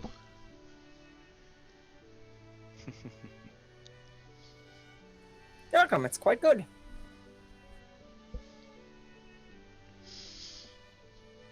Entertainment from before the scream. That Yep. might fetch a pretty penny too. Nobody else has it. Nobody Yeah, the else music has was this. pretty good too. Hmm. Well, everybody that was in the building we got this out of was dead. Let's talk about exclusivity. If we buy any of this, would you agree to, I don't expect you to delete all of it. You may want it for yourself, but would you agree not to sell it to anyone else? It depends on the. I believe we we could come can- to yeah. terms like that. A favored nations trading clause, if you will. Favored nations? Yes, of course. Big smile. Got to imagine that would drive the price up, man. Of Oh. course. Of course. Additionally, if necessary, we can also provide a language primer for for the entertainment. Most of the pre-scream stuff was actually mostly English. There were a few other language things there, but it was mostly English. Hmm. Or mandate, as it turned out to be. Yes. Galactic Basic, whatever you want to call it. Yeah, exactly. Common. The thing that just happens to sound exactly like English. Yeah. No, I believe Kevin wrote it. Kevin Crawford, the author, wrote it as an actual merging of several languages. You It's watched the Firefly Firefly. concept. Yeah, I was gonna Yeah. say Firefly concept. They didn't really merge language in Firefly. They just cussed in another No, language. yeah, That's they all just did. cussed in Chinese. Yeah. Also, realistically, given what's the year again exactly? Of shit, 3250. Linguistic it- drift would have A killed linguistic, English a by linguistic then. drift for over a thousand years would have rendered the language completely incomprehensible to anyone speaking English. I don't know if I fully agree with that, just because of how much more written and oral, like actual audio, work we have as compared to the 1,000 years before us. where we didn't really have the opportunity to hear how they were saying the things that they were saying. Yeah, but I mean, If- we've but had if we've like had if you audible want a linguistic drift just from like the 1940s. Uh, actually, the best real-world example you can give is the difference between if you look to Denmark and Iceland. Icelandic is the language we spoke in Denmark 1,000 years ago, and we don't understand a single word of it. Literally, Icelandic is is the completely unchanged the language. You So how get the hell lost, did Jamil. I get? How the hell did they keep it the same and you guys didn't? Because what They're stuck or on an rather, island. yes, they're stuck on an island, whereas Danish was heavily influenced by German and French, in other words, particularly German. Whereas and Iceland then in later years instituted a exceedingly aggressive policy against foreign loanwords, basically weeding out any foreign loanwords. Concept is introduced that doesn't have an old Icelandic word for it. Something that sounds like an ancient Norse word for it is thought up. So they're pulling the French thing. A computer, Kinda. CD, anything like that. It has an Icelandic word because there are no foreign loanwords in Icelandic at all. I mean, you could just look to the internet. Yes, there. I don't know We what have it's words called. and things like that, same language and I everything, get what but you're saying, but I still feel like the body of um, audio work that we can go back to now, we don't have enough time between us and when media started getting onto audio formats to really form a conclusion about what will happen in the next 1,000 years, in my opinion. Yeah, but there's certainly colloquialisms come and go really quickly. So there's certainly plenty of stuff you find in old movies where you're like occasionally like, okay, what the fuck do they mean by that? Well, yeah, I mean, take that's the word always gay, going to be for the case. example. Oh yeah. Take what? The word gay. Take Oh, the word yeah. gay, just for prime example. Yes, I agree that there will be some shifts and that there will be some things that are not understood as clearly, but I don't think the language will be incomprehensible. And for that matter, the great vowel shift of 1500s in English.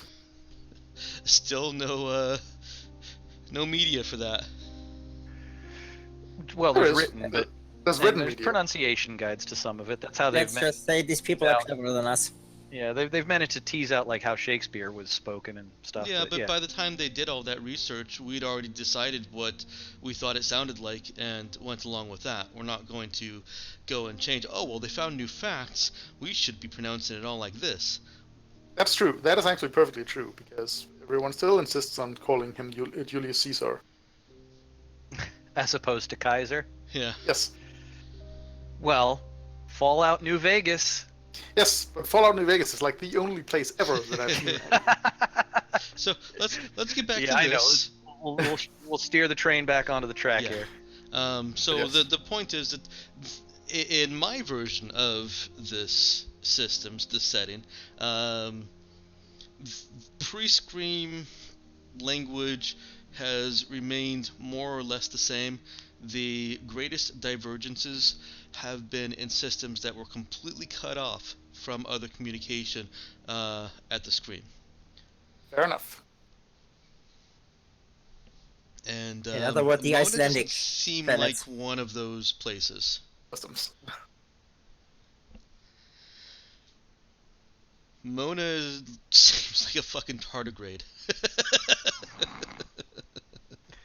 Well, if they've kept themselves that closed off, then yes, their linguistic drift is going to be, well, depends on how isolated they keep all their little communities.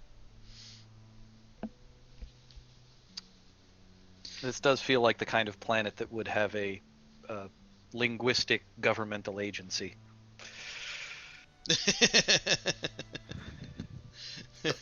An office of linguistic purity.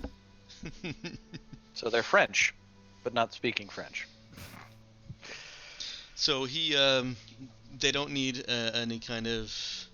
Nemo wouldn't recognize it. They don't really need any kind of Okay, the language language primer. assist. Yeah.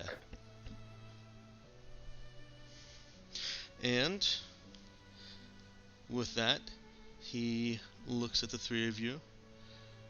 Would you like me to bring out a rack of styles? We seem to have a little bit more time at this visit than we did in your last. Absolutely. I'd love to peruse your selections. Yeah, I could probably go for another pair of boots or something, Very man. good. See what you got. Of course, our main priority remains supplies and fuel. Let's talk supplies and fuel. Fuel, as favored guests of Mona, we will simply refuel you. Well, That's mighty very kind of you. See, that's why we like you people so much. It's a trifle. It's a trifle. Big smile. You say that, but it normally ain't. I appreciate it. What kind of other materials do you need? What else are we talking about? Nemo will look to dude for that. Well, I understand that I mean, it's been a while, but I don't imagine you've produced a substantial amount more of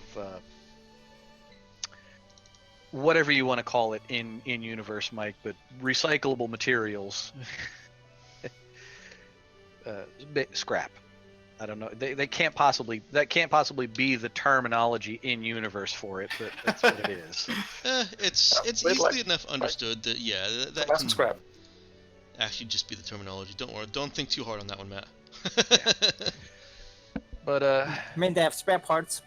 yeah, we're continuing to perform modifications and repairs on the ship, so we're definitely looking for recyclable materials, scrap, spare parts, and that sort of stuff. So Oh, and some tools if you have them. yeah. Quick aside, if you do the repairs on the ship and adjust the hit points, please also adjust the scrap you use to do so. Oh, I forgot about that. Yeah. You did. I just did it What for was you. it? Okay, it was what 2000? Yeah. Mhm.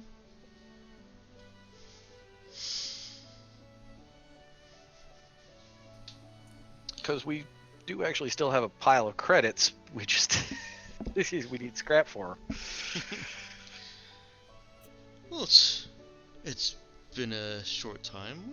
I can see what kind of space junk has accumulated. Much appreciated, man. I always like a good rummage through space junk. Yeah.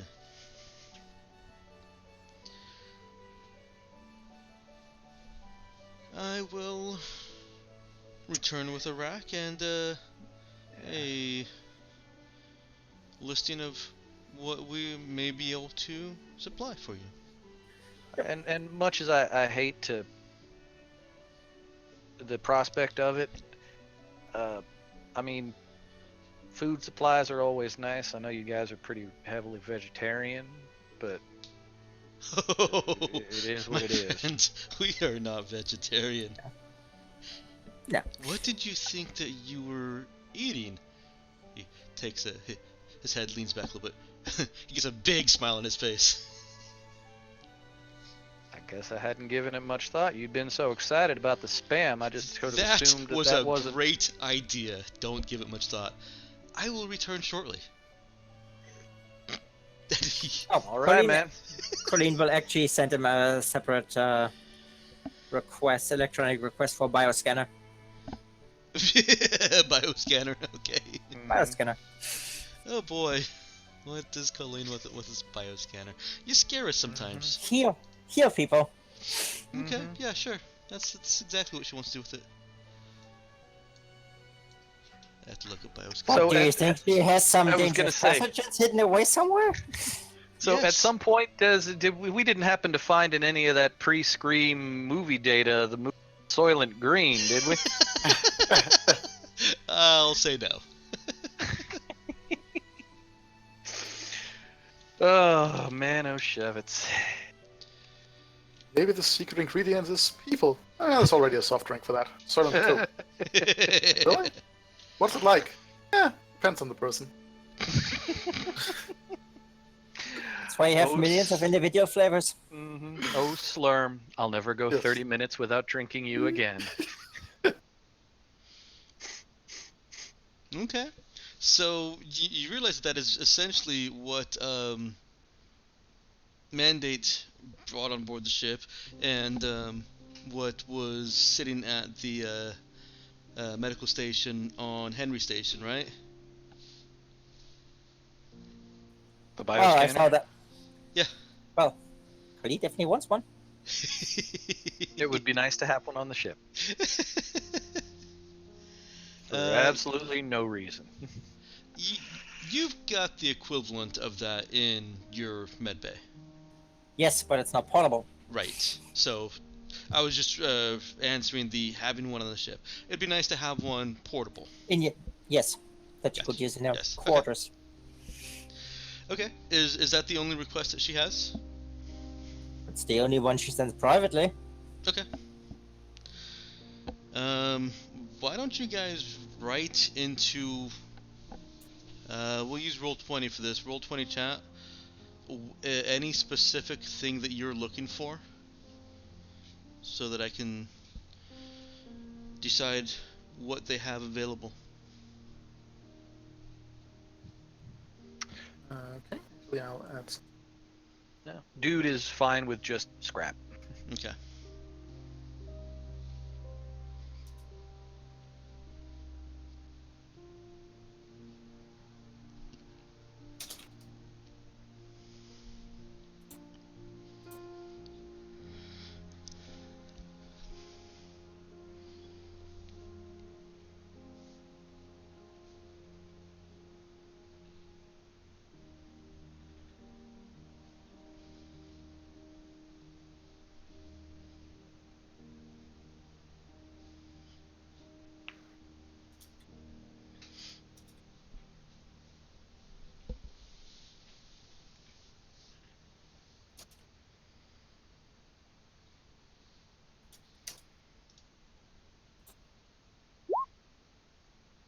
She realized they still might not have those, but it's definitely on the wish list.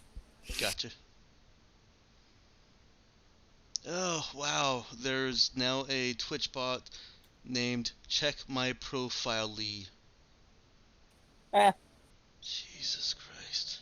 I'm coming to the agreement that aside from Commander Root, who I know as a user actually develops apps for Twitch, so I'm perfectly okay with him sitting there and collecting data.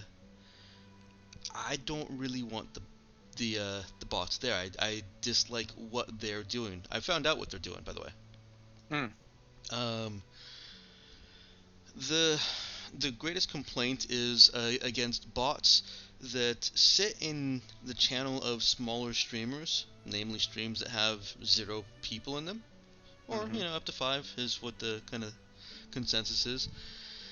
And if you go to the profile of one of those bots, then you see that it's a some of them are actual paid services to boost your channel with viewer bots.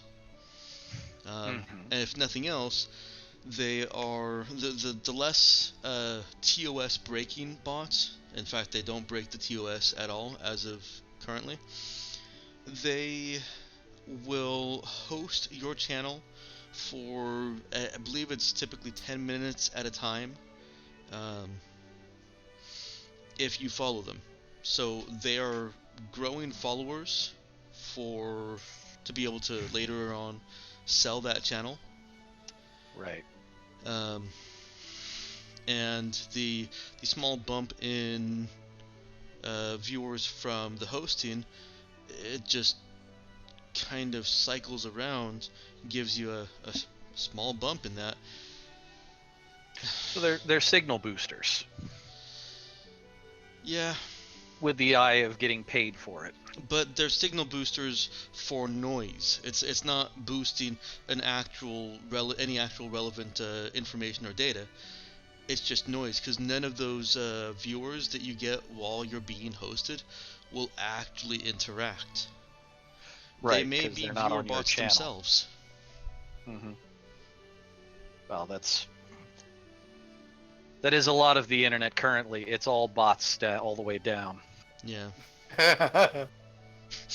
Nice reference there.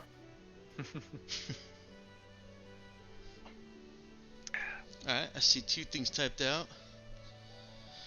Like I said, I'm dude's fine. So I'm Turtle surprised fights he all the way didn't down. request things like power cells. Don't we have plenty of those? We still got plenty of them. Yeah, you guys still have a lot from last time you were here. Yeah. I mean, Type B is a little short, but even they're not as. Well, it's 15. Because I it doesn't suppose Nemo run on Type B. he does. Yes. Yeah, but he runs for a while, Mhm. and we only need him when he's not on the ship.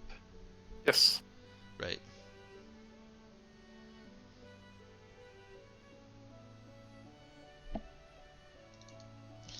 Okay.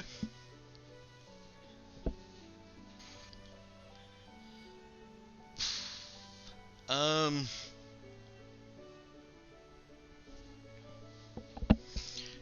After 20 minutes, if there's no conversation going on,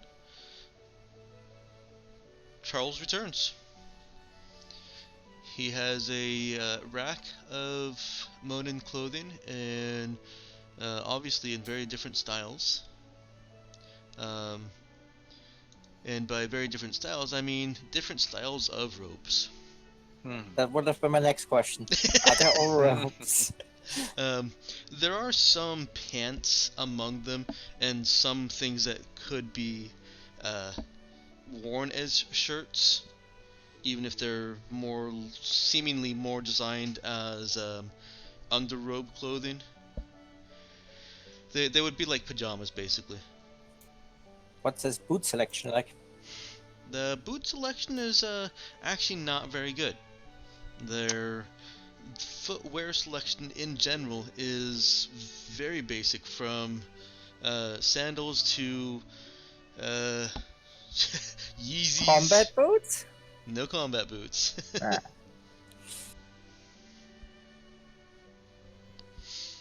I don't remember if you bought any combat boots from him last time. I Oh, don't think so, yeah. and Spolin's needs for another set of combat boots. Nope. There are some boots like footwear. I mean, technically, yeah, they're boots. They come of various different styles, but they look more like they were intended as the rubber boots type thing, like what you would wear while wading through sludge, except more stylistic, more fashionable. But there's nothing real grungy or combat boots like in any of the selections. All right, so dude's still running on the boots he's got. Yeah, and remember, they didn't even have black clothes last time you were here. Right. They had dark purple. It's the That's closest okay. they got. So No, now fuck that off. now that Charles is back with awareness anymore, like. So when you're not entertaining your favorite terrorists, who do you usually trade with? Oh, ships come by here and there. I Are there any trade major- banter with my fellow Monans. Big smile. Yes. Well, funny, I wouldn't expect you to be all that talkative. No offense intended, but I mean, we don't get a chance to socialize much when we're here. I missed the word that you said. You wouldn't expect him to be so what? Yes, Talkative. wouldn't expect your people to be so talkative. We don't get to socialize much when we're here. Or is it just that is it just that you're hogging the best terrorists for yourself? Oh, no. Well, Monans are very friendly. You've met some yourself. Kawana, for instance. She adores you. Well, yeah, she adores you. How is she? Yeah, she seemed nice. I was hoping to hang out with her again. That won't be possible. Big smile. She's busy with work. She's very busy. Big smile. Uh-huh. How many people do live here? Oh, I couldn't count off the top of my head. Well, considering that you're responsible for trading, I'd assume that you'd have a rough figure of Oh, your population, I your might, but we needs. don't need to talk about that. Well, might be helpful for us if we were to tailor what we bring to you in the future. I mean, there's We no sense in shouldn't talk oversupplying you. about that. Yeah, big smile.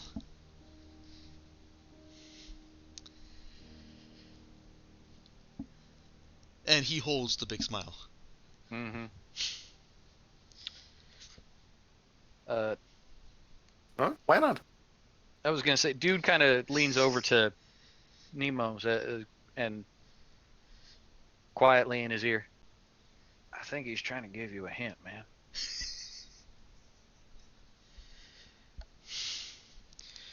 He shrugs and says, "It's simply not an interesting subject.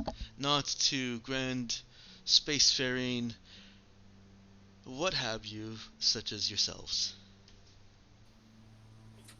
But we get to socialize so early. Gotta make the people count that we know. Even if your very favorite, even if you when it's your very favorite terrorist asking you very politely, I could go and fetch the captain on a her. Oh, that isn't necessary. That isn't necessary. Yeah, well, it won't be if you it won't be if you just answer me. He sweeps his hand across the clothes. Was there anything that catches your eye? Oh yes, quite a lot. Great, wonderful. You pick out the styles that you want manufactured for you, and the colors. We have a very small range, as you noticed last time, and we'll have them for you within a couple of days. Is is the clothing style strictly unisex, or do they have visibly different cuts for men and women? Yeah, there are definitely cuts that would be considered more feminine or more masculine. All right. Nemo would pick out some of both. Okay. As before, I'm not going to get into the nitty gritty economics of small scale clothing.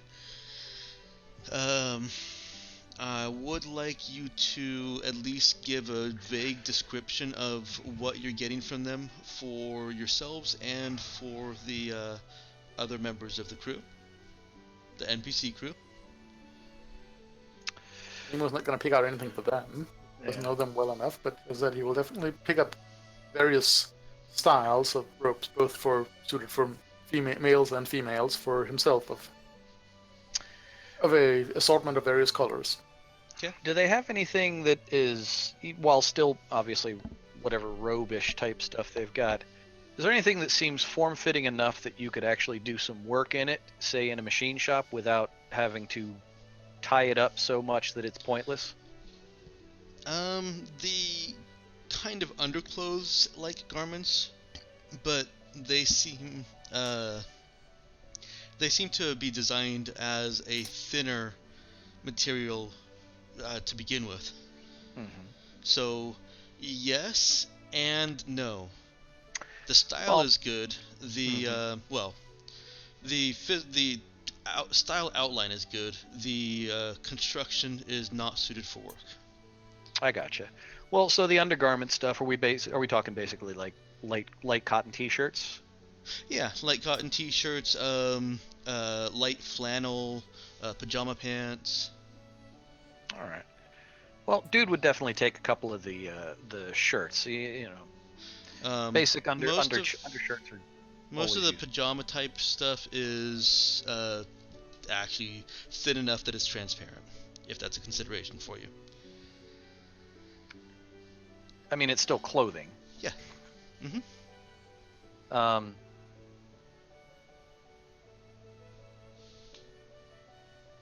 I mean, completely not obviously not completely transparent, but like just No, just light, just transparent, thin. like what you described, a very thin cotton t-shirt. Okay, so it'd be something like if he was just chilling out on the ship and not doing anything. It'd be something to wear that would be too hot. So yeah, he'd probably pick up a couple Yes. His nipples would be visible. of those. He's okay with that. Okay. He has gone shirtless many times in ships while he's been doing stuff. Yeah, but I gotta say that there's a difference between just taking your shirt off and wearing a shirt that shows your manly boobs and nipples. One seems a little bit more effeminate than the other. That might just be your own hang-ups there, Mike. That Dude's might fine just with, be my own hang-ups. Yeah, dude's fine with a semi-transparent, with potentially transparent white T-shirt if it's comfortable. Or it might be that the only people I see wearing those without clothing over them are gay or emo. Well, as always, the kind that you see people wearing clothes that shouldn't wear those kind of clothes. It's like those banana hammock bathing suits. You never see a person wearing them that you would want to see wearing them. That's fair enough. So that's what you've got. It's not really appropriate for wearing around the ship for females, Mm-hmm. or as the only bottoms that you're wearing. Oh, he's doing it for the ladies. But like I said, just go ahead and write the description onto your character sheets, either using the character info on the front part of it, or put it into the notes. In fact, probably use the character info on the front part if you're writing anything at all, just for consistency. Well, I was going to put them into other equipment. You can go ahead and put the actual stuff into other equipment, but the descriptions of it are lengthier, and I'd prefer that to be in a field that is more easily visible for lengthy information. Well, I don't think a description of 4 white T-shirts would be that lengthy.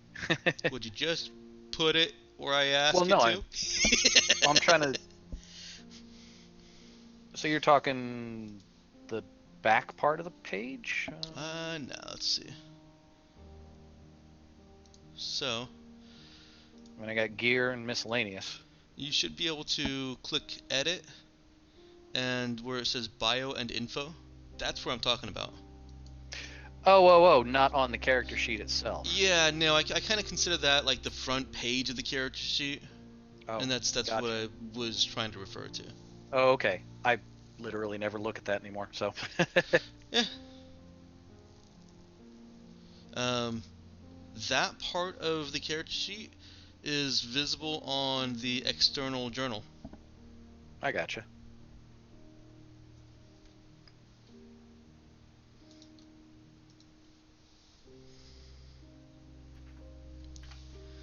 And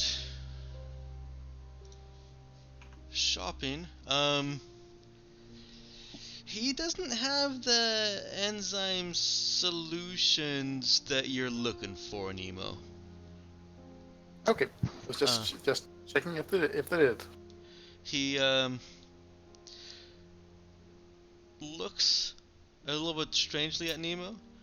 Says, "I might be able to see if we can make some of that. If you can tell me what chemical components and what processes make it."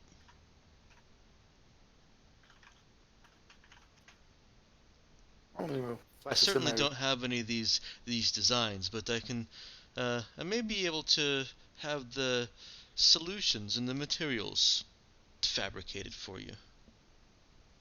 Flashes an endearing smile at that. So that we can talk about. Yes, we can. I am a trader. Big smile. Wait, that's trader with a D. I think that should go without saying, man. I certainly hope it does. It was very funny otherwise. Yes, very funny. So you're saying you're a traitorous individual? No, I am a merchant. Dude kind of walks over to the rack of clothes tries to angle it so that he's looking at the clothes and facing Colleen, but facing away from the other guy, and quietly kind of looks at her and says, "This place is getting weirder by the minute." There was actually a rather hilarious translation error in the Danish version under the description of the the various monsters you could have in your dungeon under the rogue. The Danish translation mistook the word mercenary for the word merchant, which read really oddly.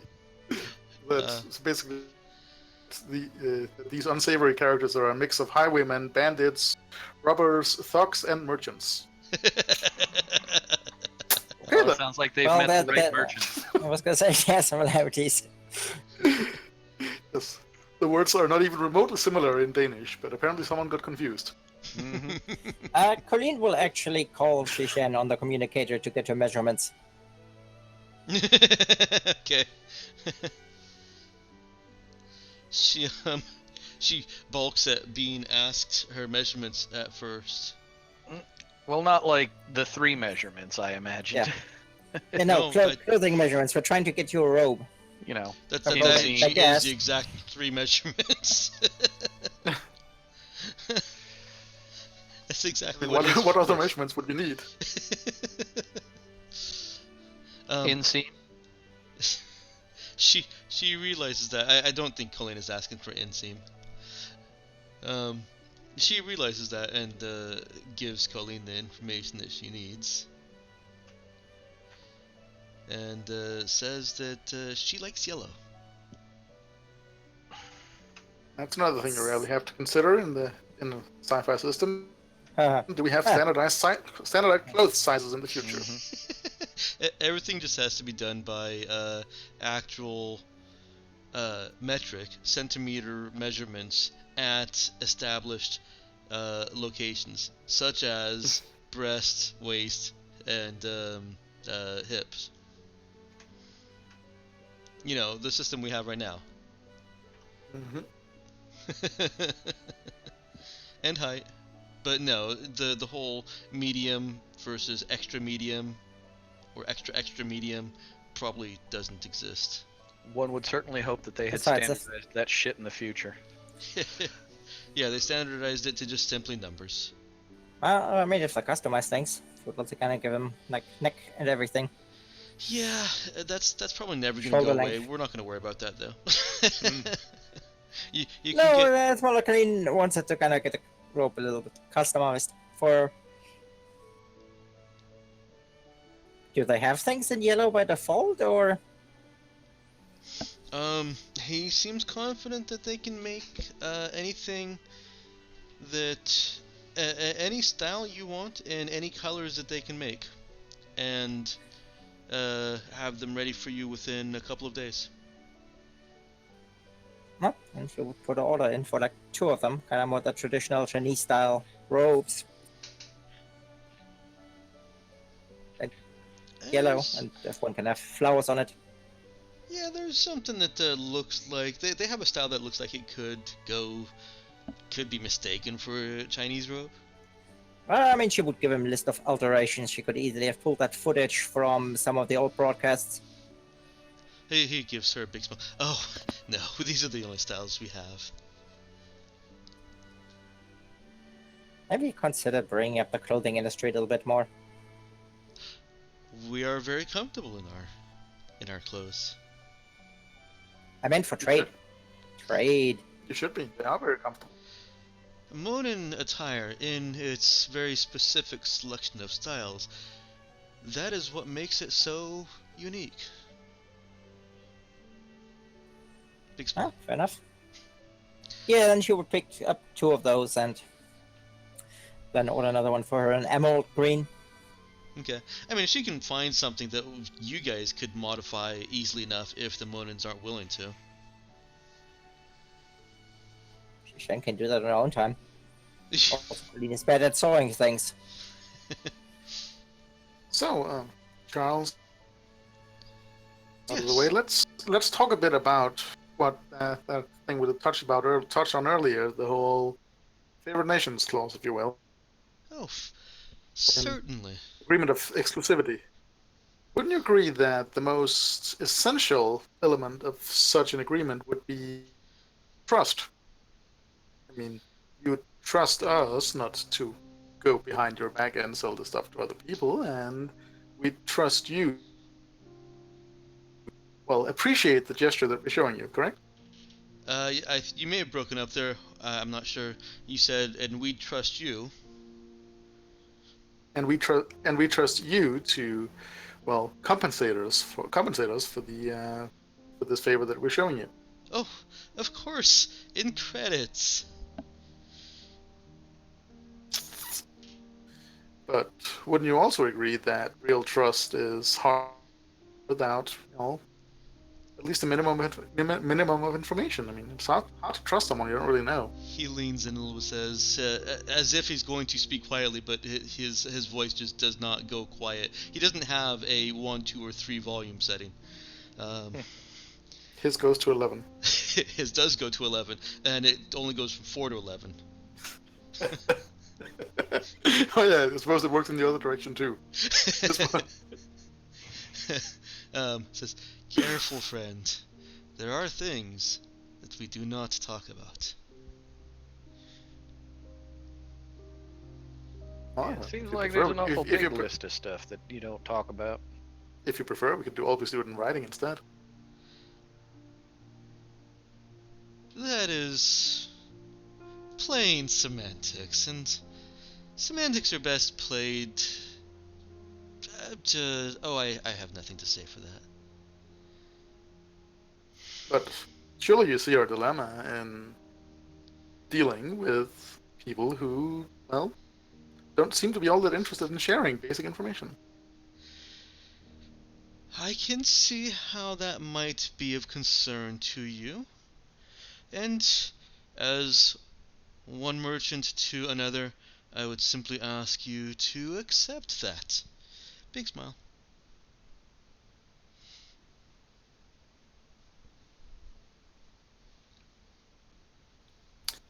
Well, wouldn't, as speaking as other, wouldn't you as a merchant see the possibility of developing a much more profitable relationship for both of us if there were a little more, well, trust? I mean, what's the No, worst that what's the worst that could happen?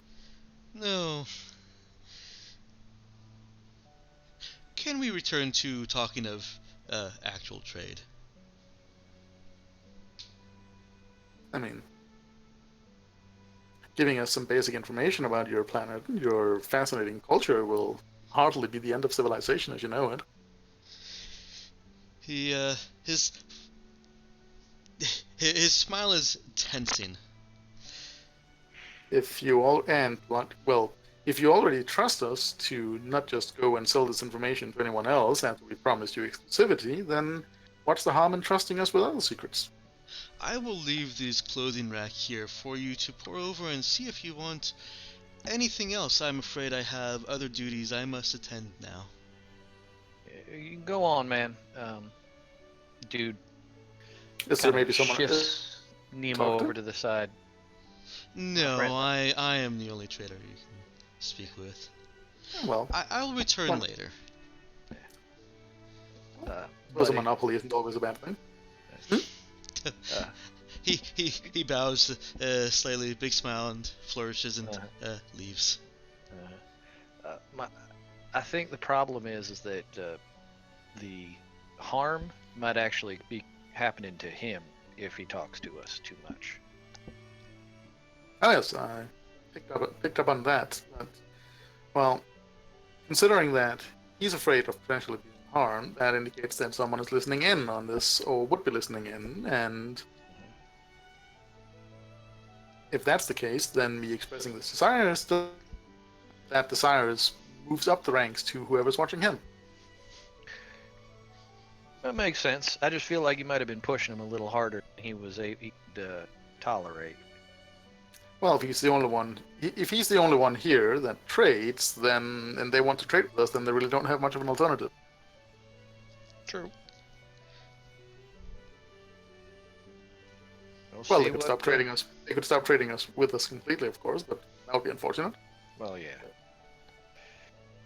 Well, we'll see what your boat rocking does.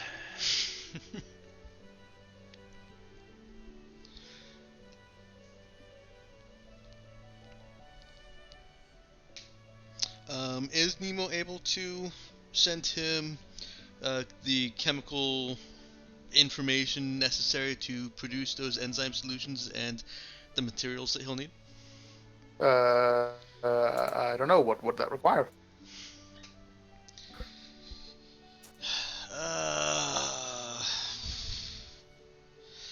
I mean, I can't really restrict you and say he doesn't actually know what it is that he'll need, but at the same time, it seems a little weird that he would have that kind of knowledge without actually having a basis for that kind of knowledge.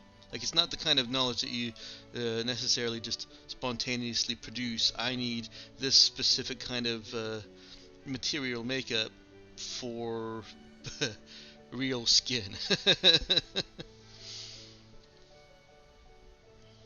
um, Uh, oh, you know what? uh, I'm being a no little ro- bit obtuse about that myself. When I wrote this was with the full expectation that some societies simply it's cloning material, and Mhm. some societies simply know what cloning material is.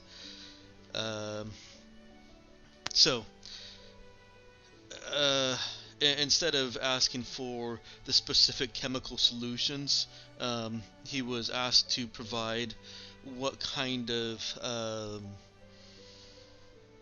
what kind of stuff he's well no it's all just a very specific enzyme solution that you alter based on your design. Okay. Mhm. He sends back a message. I'm not going to retcon that. He sends back a message, a one-way message saying that he has realized what the enzyme solution is for and will see what kind of options they have available. Actually, I am retconning that. He doesn't send a message to Nemo. One of the guys that's at the console walk up to you and relay that message. Perfect. Thank you.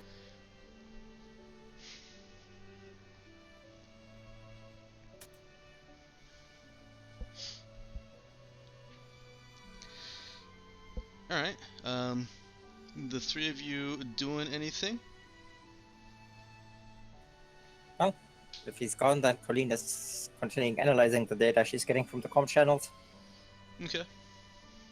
We'll keep an eye on, again, check if there are any unsecured comm channels, which probably aren't, if any pops up, and keep an eye on the people that are visible, the ones that were working at the check-in counter, if you will, just to see if there's anything unusual going on there. Yeah, dude would have, you know, made his little selections, and he'd actually be hanging out in the outer area. Okay.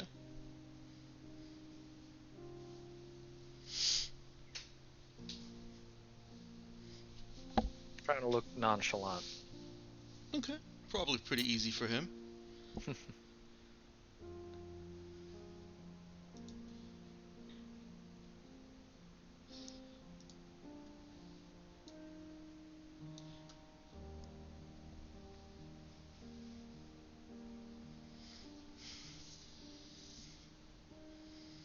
And hoping they have a solid amount of scrap. Because, man, we need it.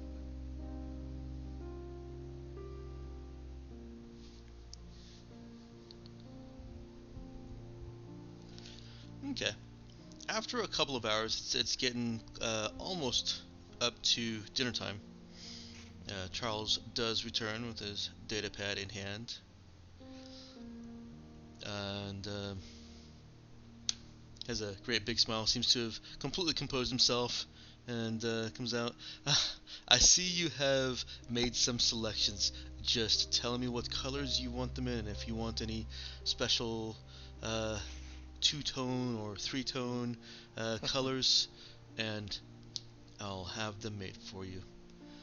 I have good Right. news for you, my That favorite sounds good. terrorists. We do have uh, um, what's a supply of this scrap that you need so much, and for you, my pushy friend, cloning material. Yes, I didn't. I don't know why I didn't see that before. That is easy. Excellent. And just for future reference, I prefer curious over pushy. Oh, I would say that would be a matter of semantics, wouldn't you? I would, but do you really want to see a pushy terrorist? No, no, I don't. Exactly. So curious works better. So let's, maybe in the future, be less pushy and more curious. Curiosity stops when it needs to. Yes. Well, if that would make me if that would make me higher among your favorite, I suppose. Yes. Yes. Yes. It would. We're already doing you a considerable favor by being so very non-terroristic, for all. Ah, and I do appreciate that. As and I'm We're doing you by allowed to not to say mention here. the favor, not to mention the favor we're doing you by not having the captain here. Yes. Well, I will say I am allowed to say here. I'm sure you have noticed that there's a certain sense of secrecy about Monin life. Yes. So you cut out there a certain sense of Secrecy Secrecy. about Monin secrecy. life. Well, yeah, that Yes, that's wasn't hard as not much as that's hard not obvious, to mate. notice. Yes. A great big smile. That is integral in our business relationship. Well, you keep our secrets and we'll keep yours. Isn't that the foundation of any That will be made meaningful so much relationship? easier when there are no secrets told. Now, would you like to hear our offer on this data? Of course. That's what we came here for. That and well, my curiosity. But if we can leave with at least one goal fulfilled, then it'll still be a success. I would like to consider this a success. Um, well, let's roll the dice there. You-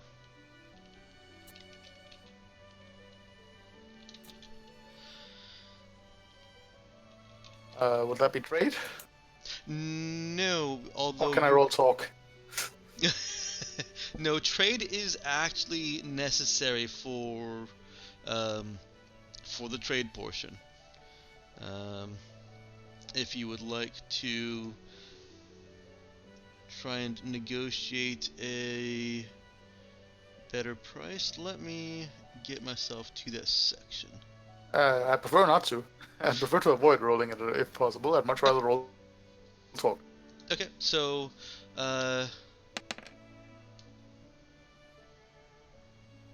well, that oh right, x isn't times in any kind of actual computer mathematics.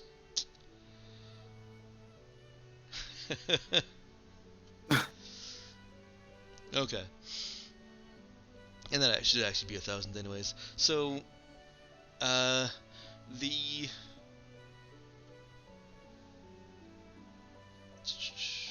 pull that up. The Terracom news and entertainment data is willing to offer 4,000 credits per unit of data.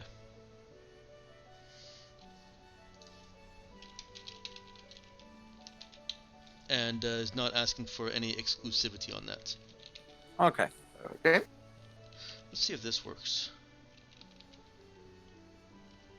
I don't need to roll anything at this point. Oh, Jesus Christ. No, you don't need to roll anything at this point. Okay. I am just re-rolling that straight because I want to get this right. Do not consider any of these rolls to actually be the roll until it is done right. Mm-hmm. Okay. Although I like that it was 10,002. That's funny. Right? Yeah. That was amusing. There's an error with your formula. Okay. Yeah. Kind of like a barbarian in 3.5, power taken with his battle axe. Yeah, more or less. As the Order of the Stick so aptly Ah. immortalized it. Thought power attack for 587 plus 1d12. and his unfortunate target, ooh, I sure hope he rolls a 1. Okay. So those are the prices that he's willing to offer. 4,000 per unit of pre-scream entertainment with no exclusivity agreement. 110,000 per unit of materials research data with exclusivity. Is he willing to offer more for exclusivity on the pre-scream entertainment? No, he doesn't. Yeah. Doesn't need any exclusivity on that.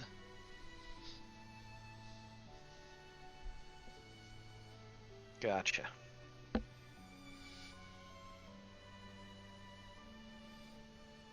He expresses it as he doesn't see any true need um,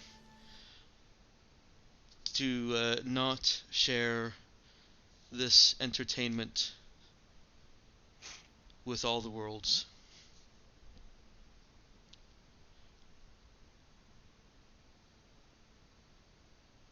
What is he offering for the contract mining and miscellaneous data?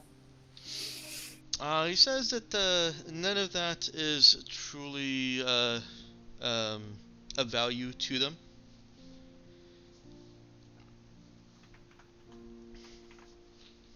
And is not interested in that. Okay.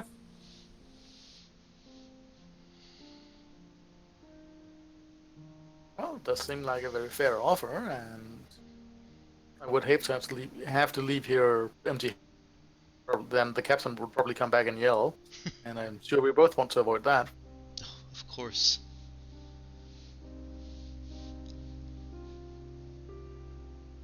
Yes, we are agreed then?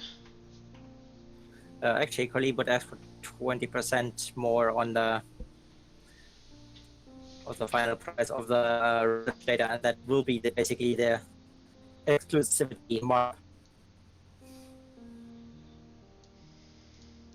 He cringes and says, "Oh, I am already offering such a high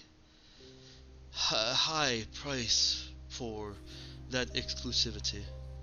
Even if we sold this on the next 6 worlds that we have available right now, even if the price was just 30% of that, we'd run more profit. In this case, you can sell it to anyone you like, and all you have is the flat fee, and nobody else gets their hands on that data. Ah, but you mistake. You are a novice at the interstellar trading arena, young friend. You sell this to any one of the corporations or a planet, and once word gets out that you're selling it elsewhere, nobody will buy it. It becomes essentially sullied or free in the eyes of the many. That, or if we sell it to a corporation and another corporation knows about that, they would want to know what their rivals have. Well, you You could can just run the calculations on that. I mean, she has trade, Mhm. so she's not completely What he's novice when it comes to numbers. saying has a certain resonance. She actually started with trade, I believe. Yes. Mm-hmm. And what he's saying actually does have a certain resonance. Yeah, but he mistakes the fact that they're not really all in the sharing business.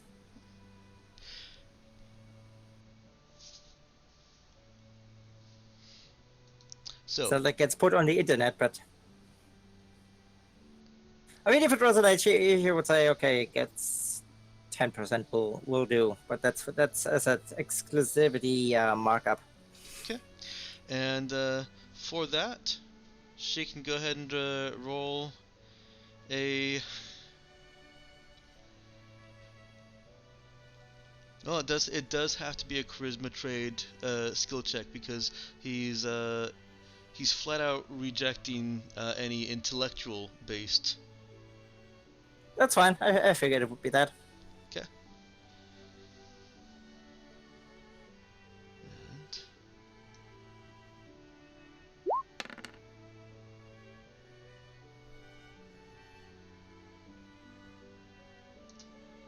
That's not very good. Yeah, but that's why I have expert.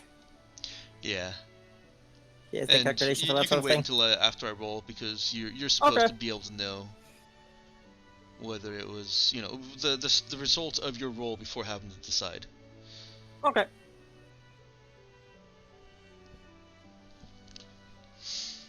I kind of hate that the skills bonus is so tied to um, an NPC creature's hit dice and combat effectiveness. It's always obnoxious in systems. Like there's a skilled professional that gets a +2 to skills and is um, not a combat NPC, but then there's a pirate king or a warrior tyrant or Jesus, legendary fighter gets +5. The pirate king and warrior tyrant get +3. Serial killers +3. Heroic fighters +3. Everything above +2 is like this combat monster. So, Well, it's easy to change. oh yeah, absolutely. But I was hoping to use some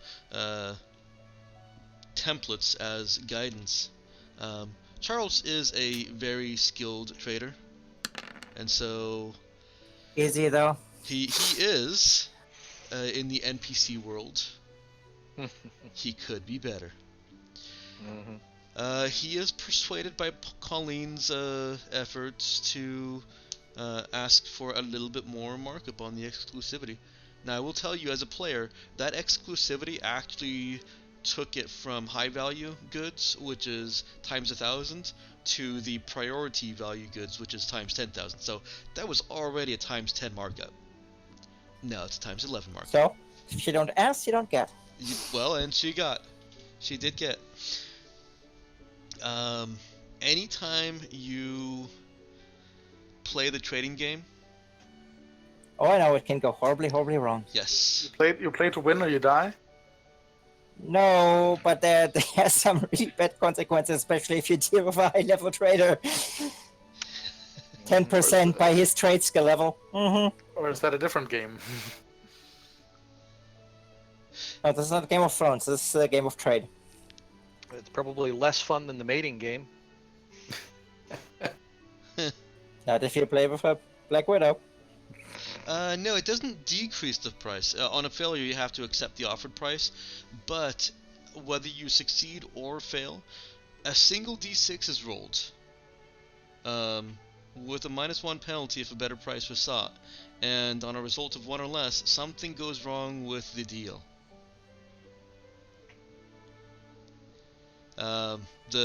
The blanket description there is, and the PCs are out both money and goods.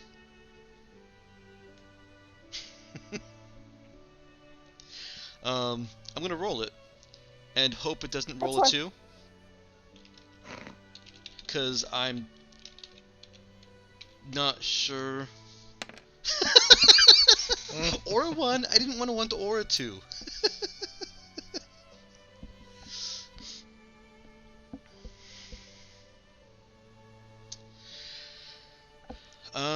Okay.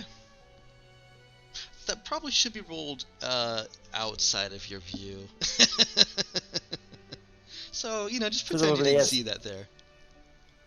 I don't understand why I don't roll all the rolls outside of our view. Because it's kind of a pain in some instances. Not frequently, but sometimes.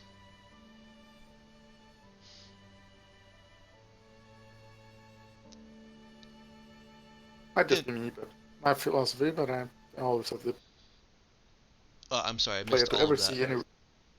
I said it might just be my personal preference, but it's always been my philosophy that there is no reason to ever let a player see any role you make as a DM. It requires me to type 2 more letters, Mel, or click some box in some hidden off the path location on the character sheet. Yeah, but you only have to type it once.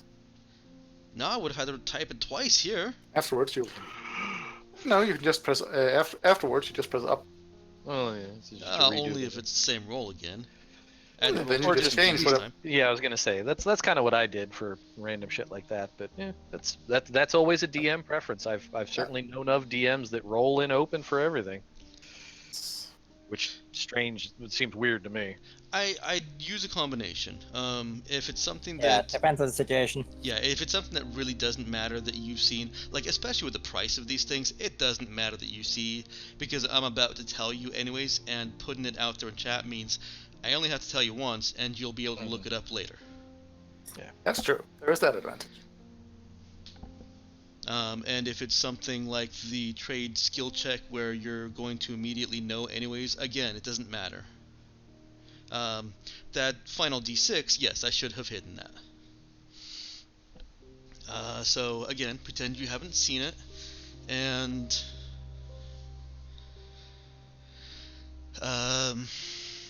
Charles accepts Colleen's request for 10% more. So that is.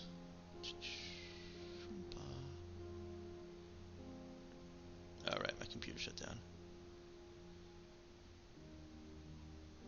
Because we had a power outage. Oops. Oh, it was during the previous stream.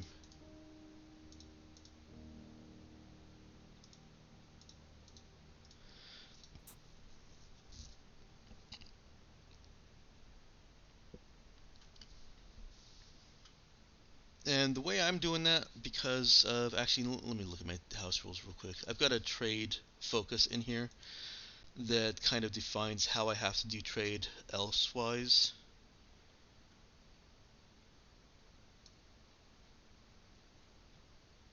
There we go. Why aren't these in alphabetical order? Damn it.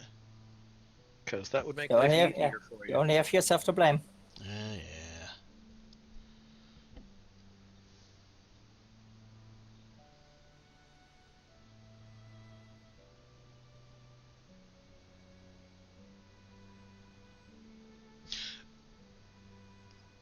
Okay. And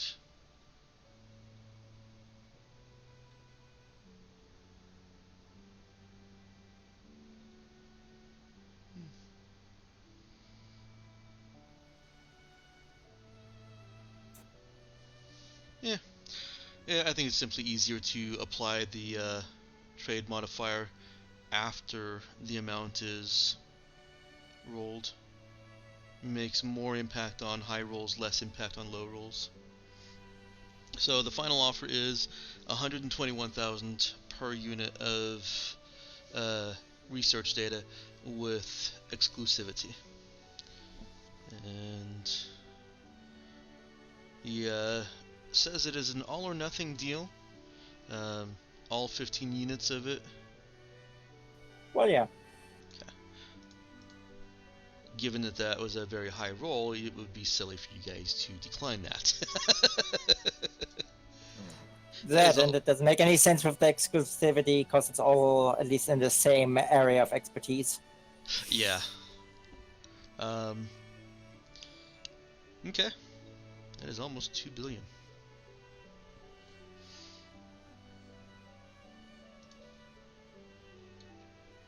And no, don't add that to inventory just yet.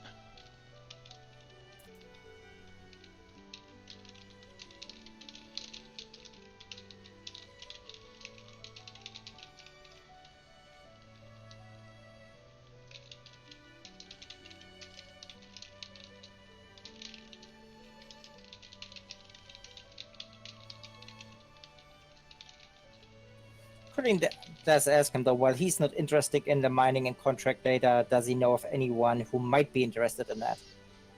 Someone he Oh, had business with, seeing how he's the master trader. yes.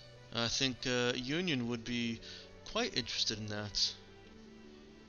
If they know what truly lies under the frozen surface of the planet they acquired and abandoned, they might just make some more efforts towards that. Now, question: was the mining data Rain Laladi specific, or Yes. basically okay? Yep. Yep.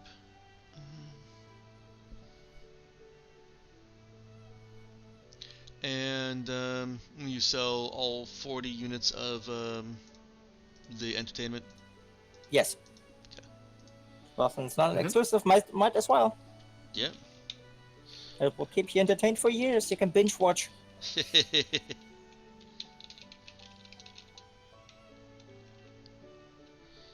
For entertainment data.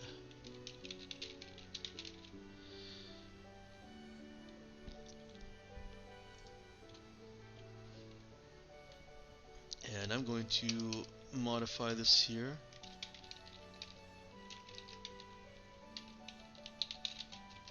Exclusivery. Yep. Pretty sure that's not how you spell that. Probably not. Probably not. No. But you never know. You could be starting a new spelling movement. Yeah, you know what? T is pretty Language close shift. to R. Just move the top over to the right a little bit, and you've got an R. I'm not wrong. No.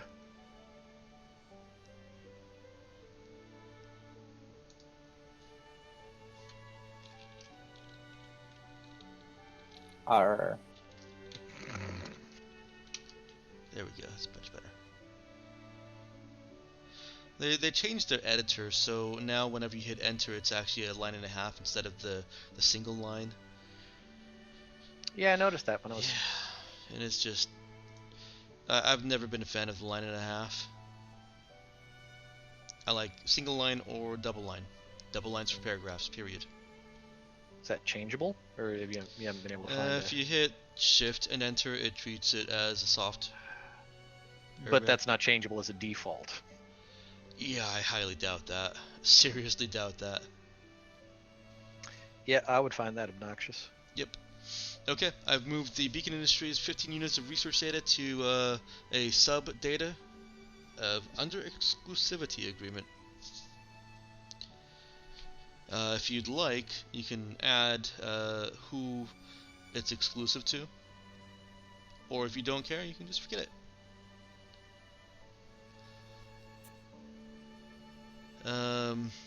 I will just remember it. Okay. Colleen will remember this. The scrap, they can sell you 100,000 credits worth of scrap again, and you can either actually don't. Oh, you do have enough credits to cover that. You can just pay for that with the credits.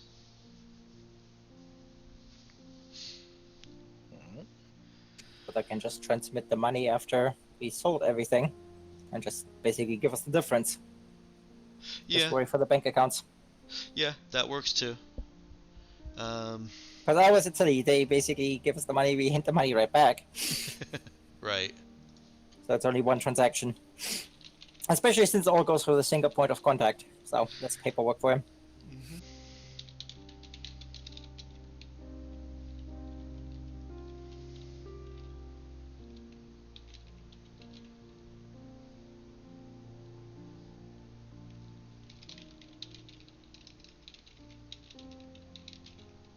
Okay, so that's 10 tons of scrap that you are moving to your ship. And finally, the bioscanner and the enzyme solution. How much of the enzyme solution were you looking to buy? Uh, uh,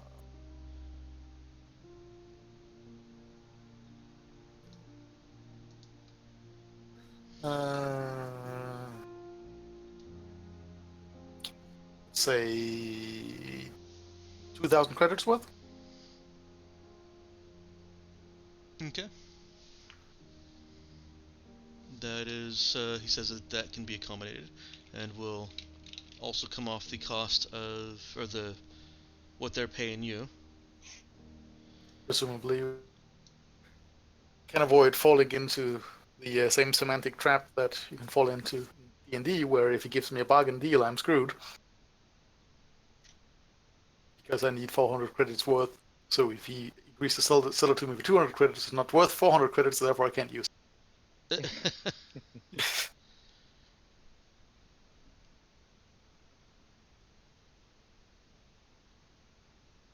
Yeah, that's.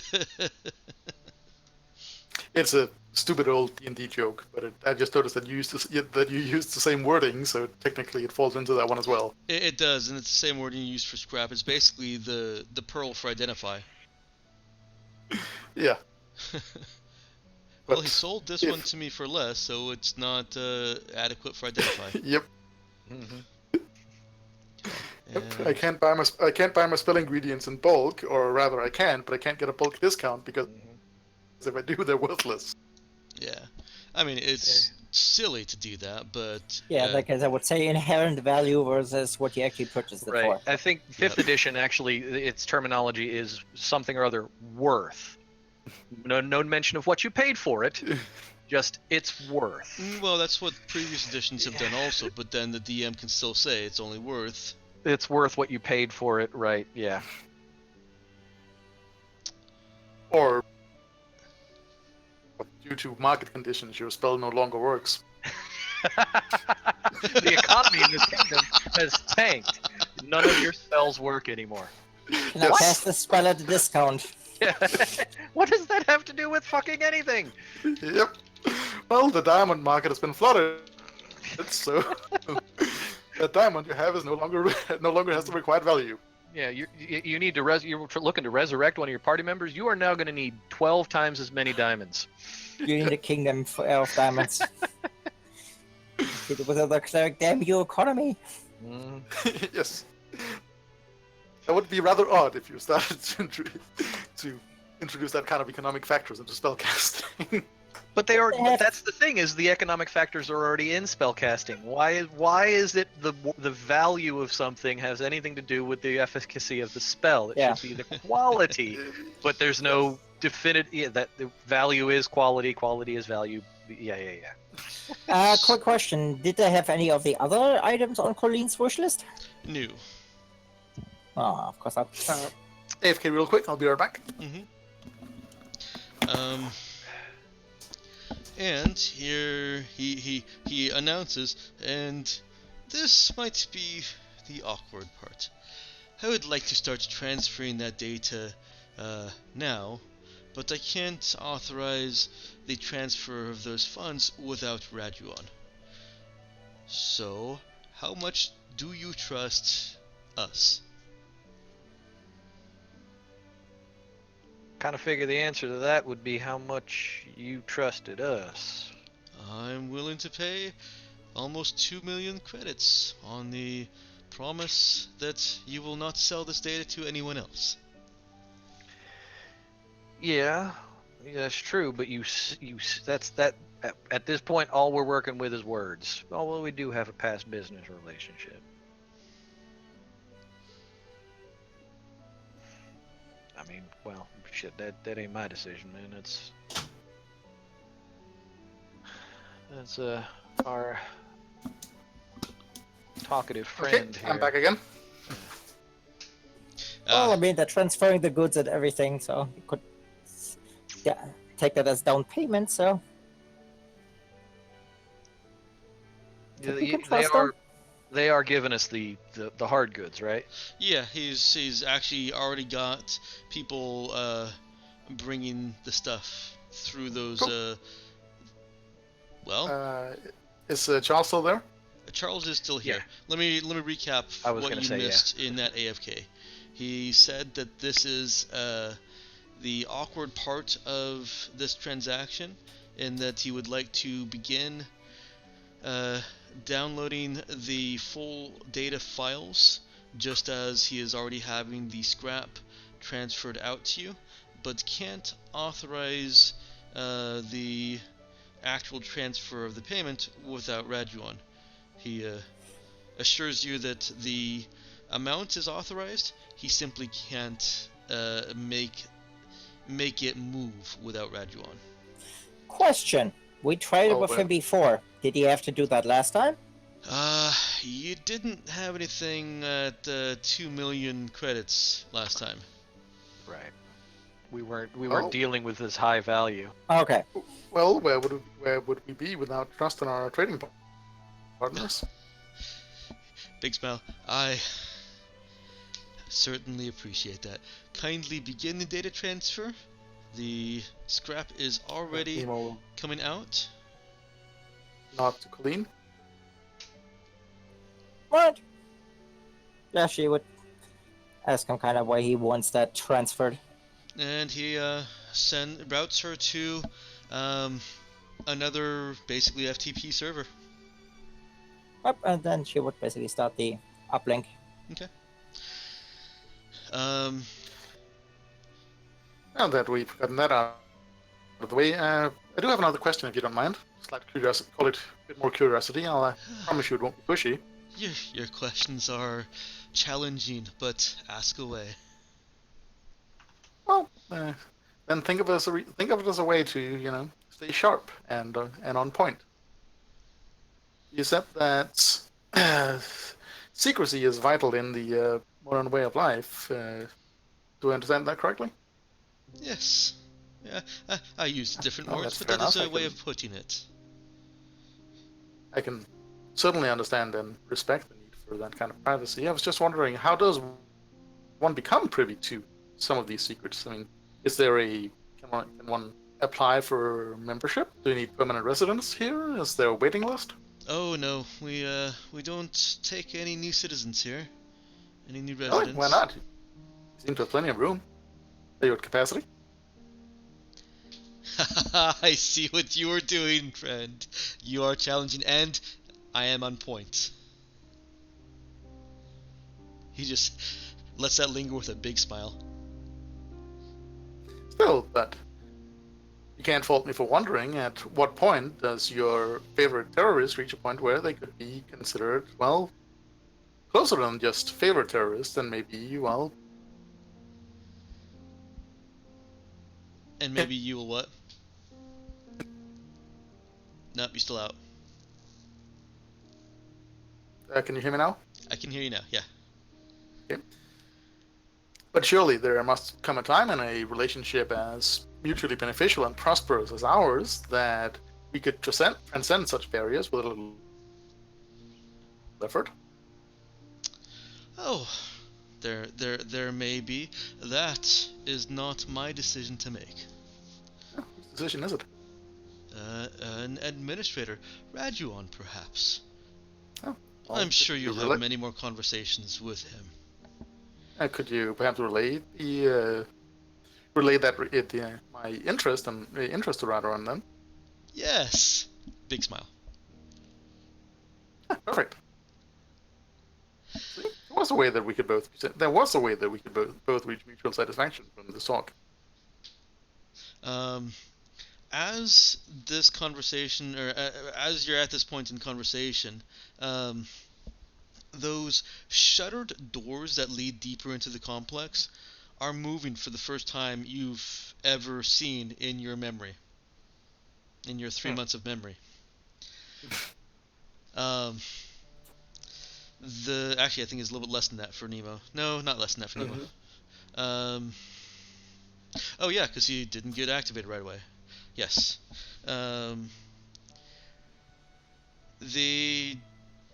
The shutters are rising, and Charles starts a little and looks over wide-eyed, and then back at you guys with a big smile. See? This is trust.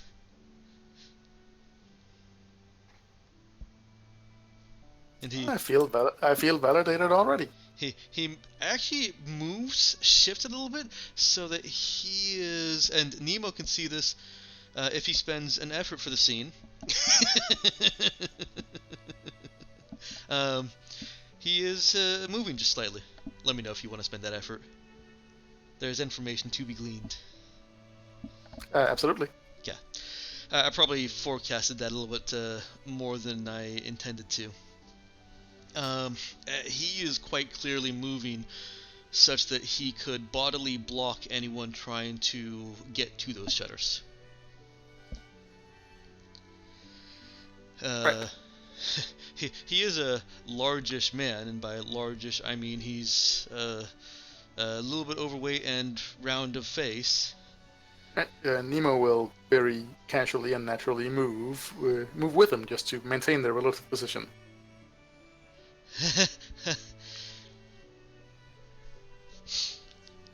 This is a site few visitors are fortunate enough to say they have seen.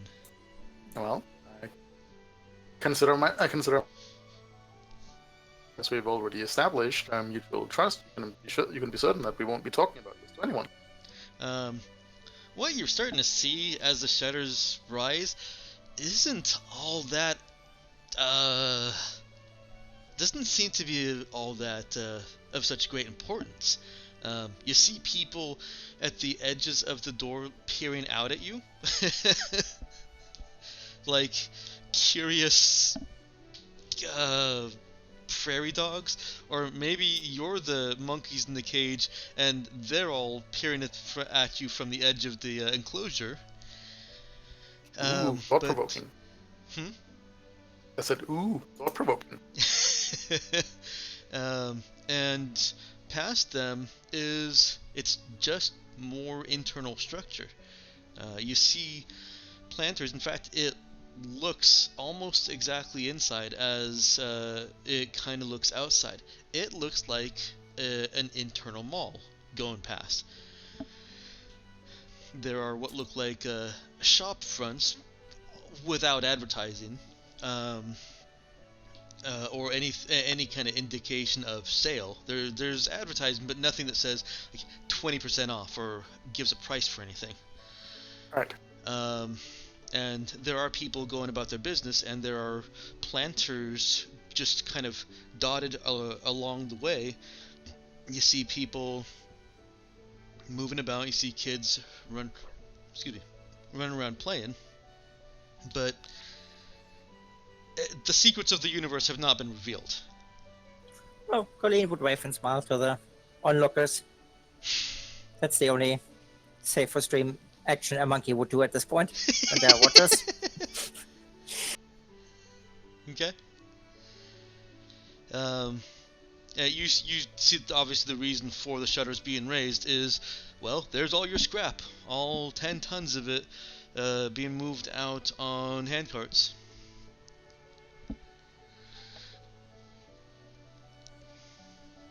Well, that's good.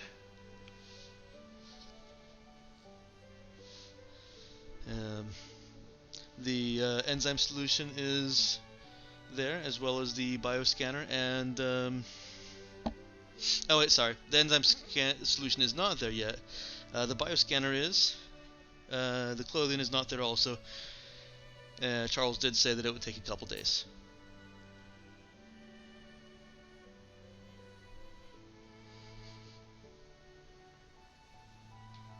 And unless there's anything else, and Mel, if you said anything, I did not hear it. I didn't say anything. Okay. Unless there's anything else, I'll go ahead and end the session there. That's fine. Like a good spot. Yeah. But does the amount of people that we see, do they? It's very hard to extrapolate just from this, but does it seem particularly overcrowded? Nope. Right. In fact, it's actually not hard to extrapolate unless unless there is a huge disparity in population density where you're seeing here as opposed to the rest of it. If what you're seeing is indicative of the rest of the complex, nope, they got plenty of space. Okay. Presumably, there's also a lot of empty ground on the planet. I mean, is this the only Yes. center of habitation? Mm-hmm. It is quite large, and it's horseshoes around two very large mines. Right. Very large into the earth strip mines. And the planet's surface itself isn't particularly inhospitable either. Nope. So it would, in theory, you set up to set up habitation somewhere else on the planet if one wanted to. Yep, you'd have to have your own food. Right.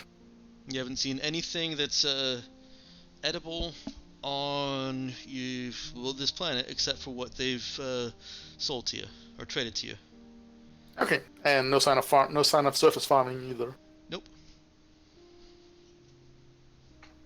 What about water? You see no sign of water either. Okay. No oceans, no standing bodies of water. Nope. Okay. Cool. Thanks. Yes. Mm-hmm.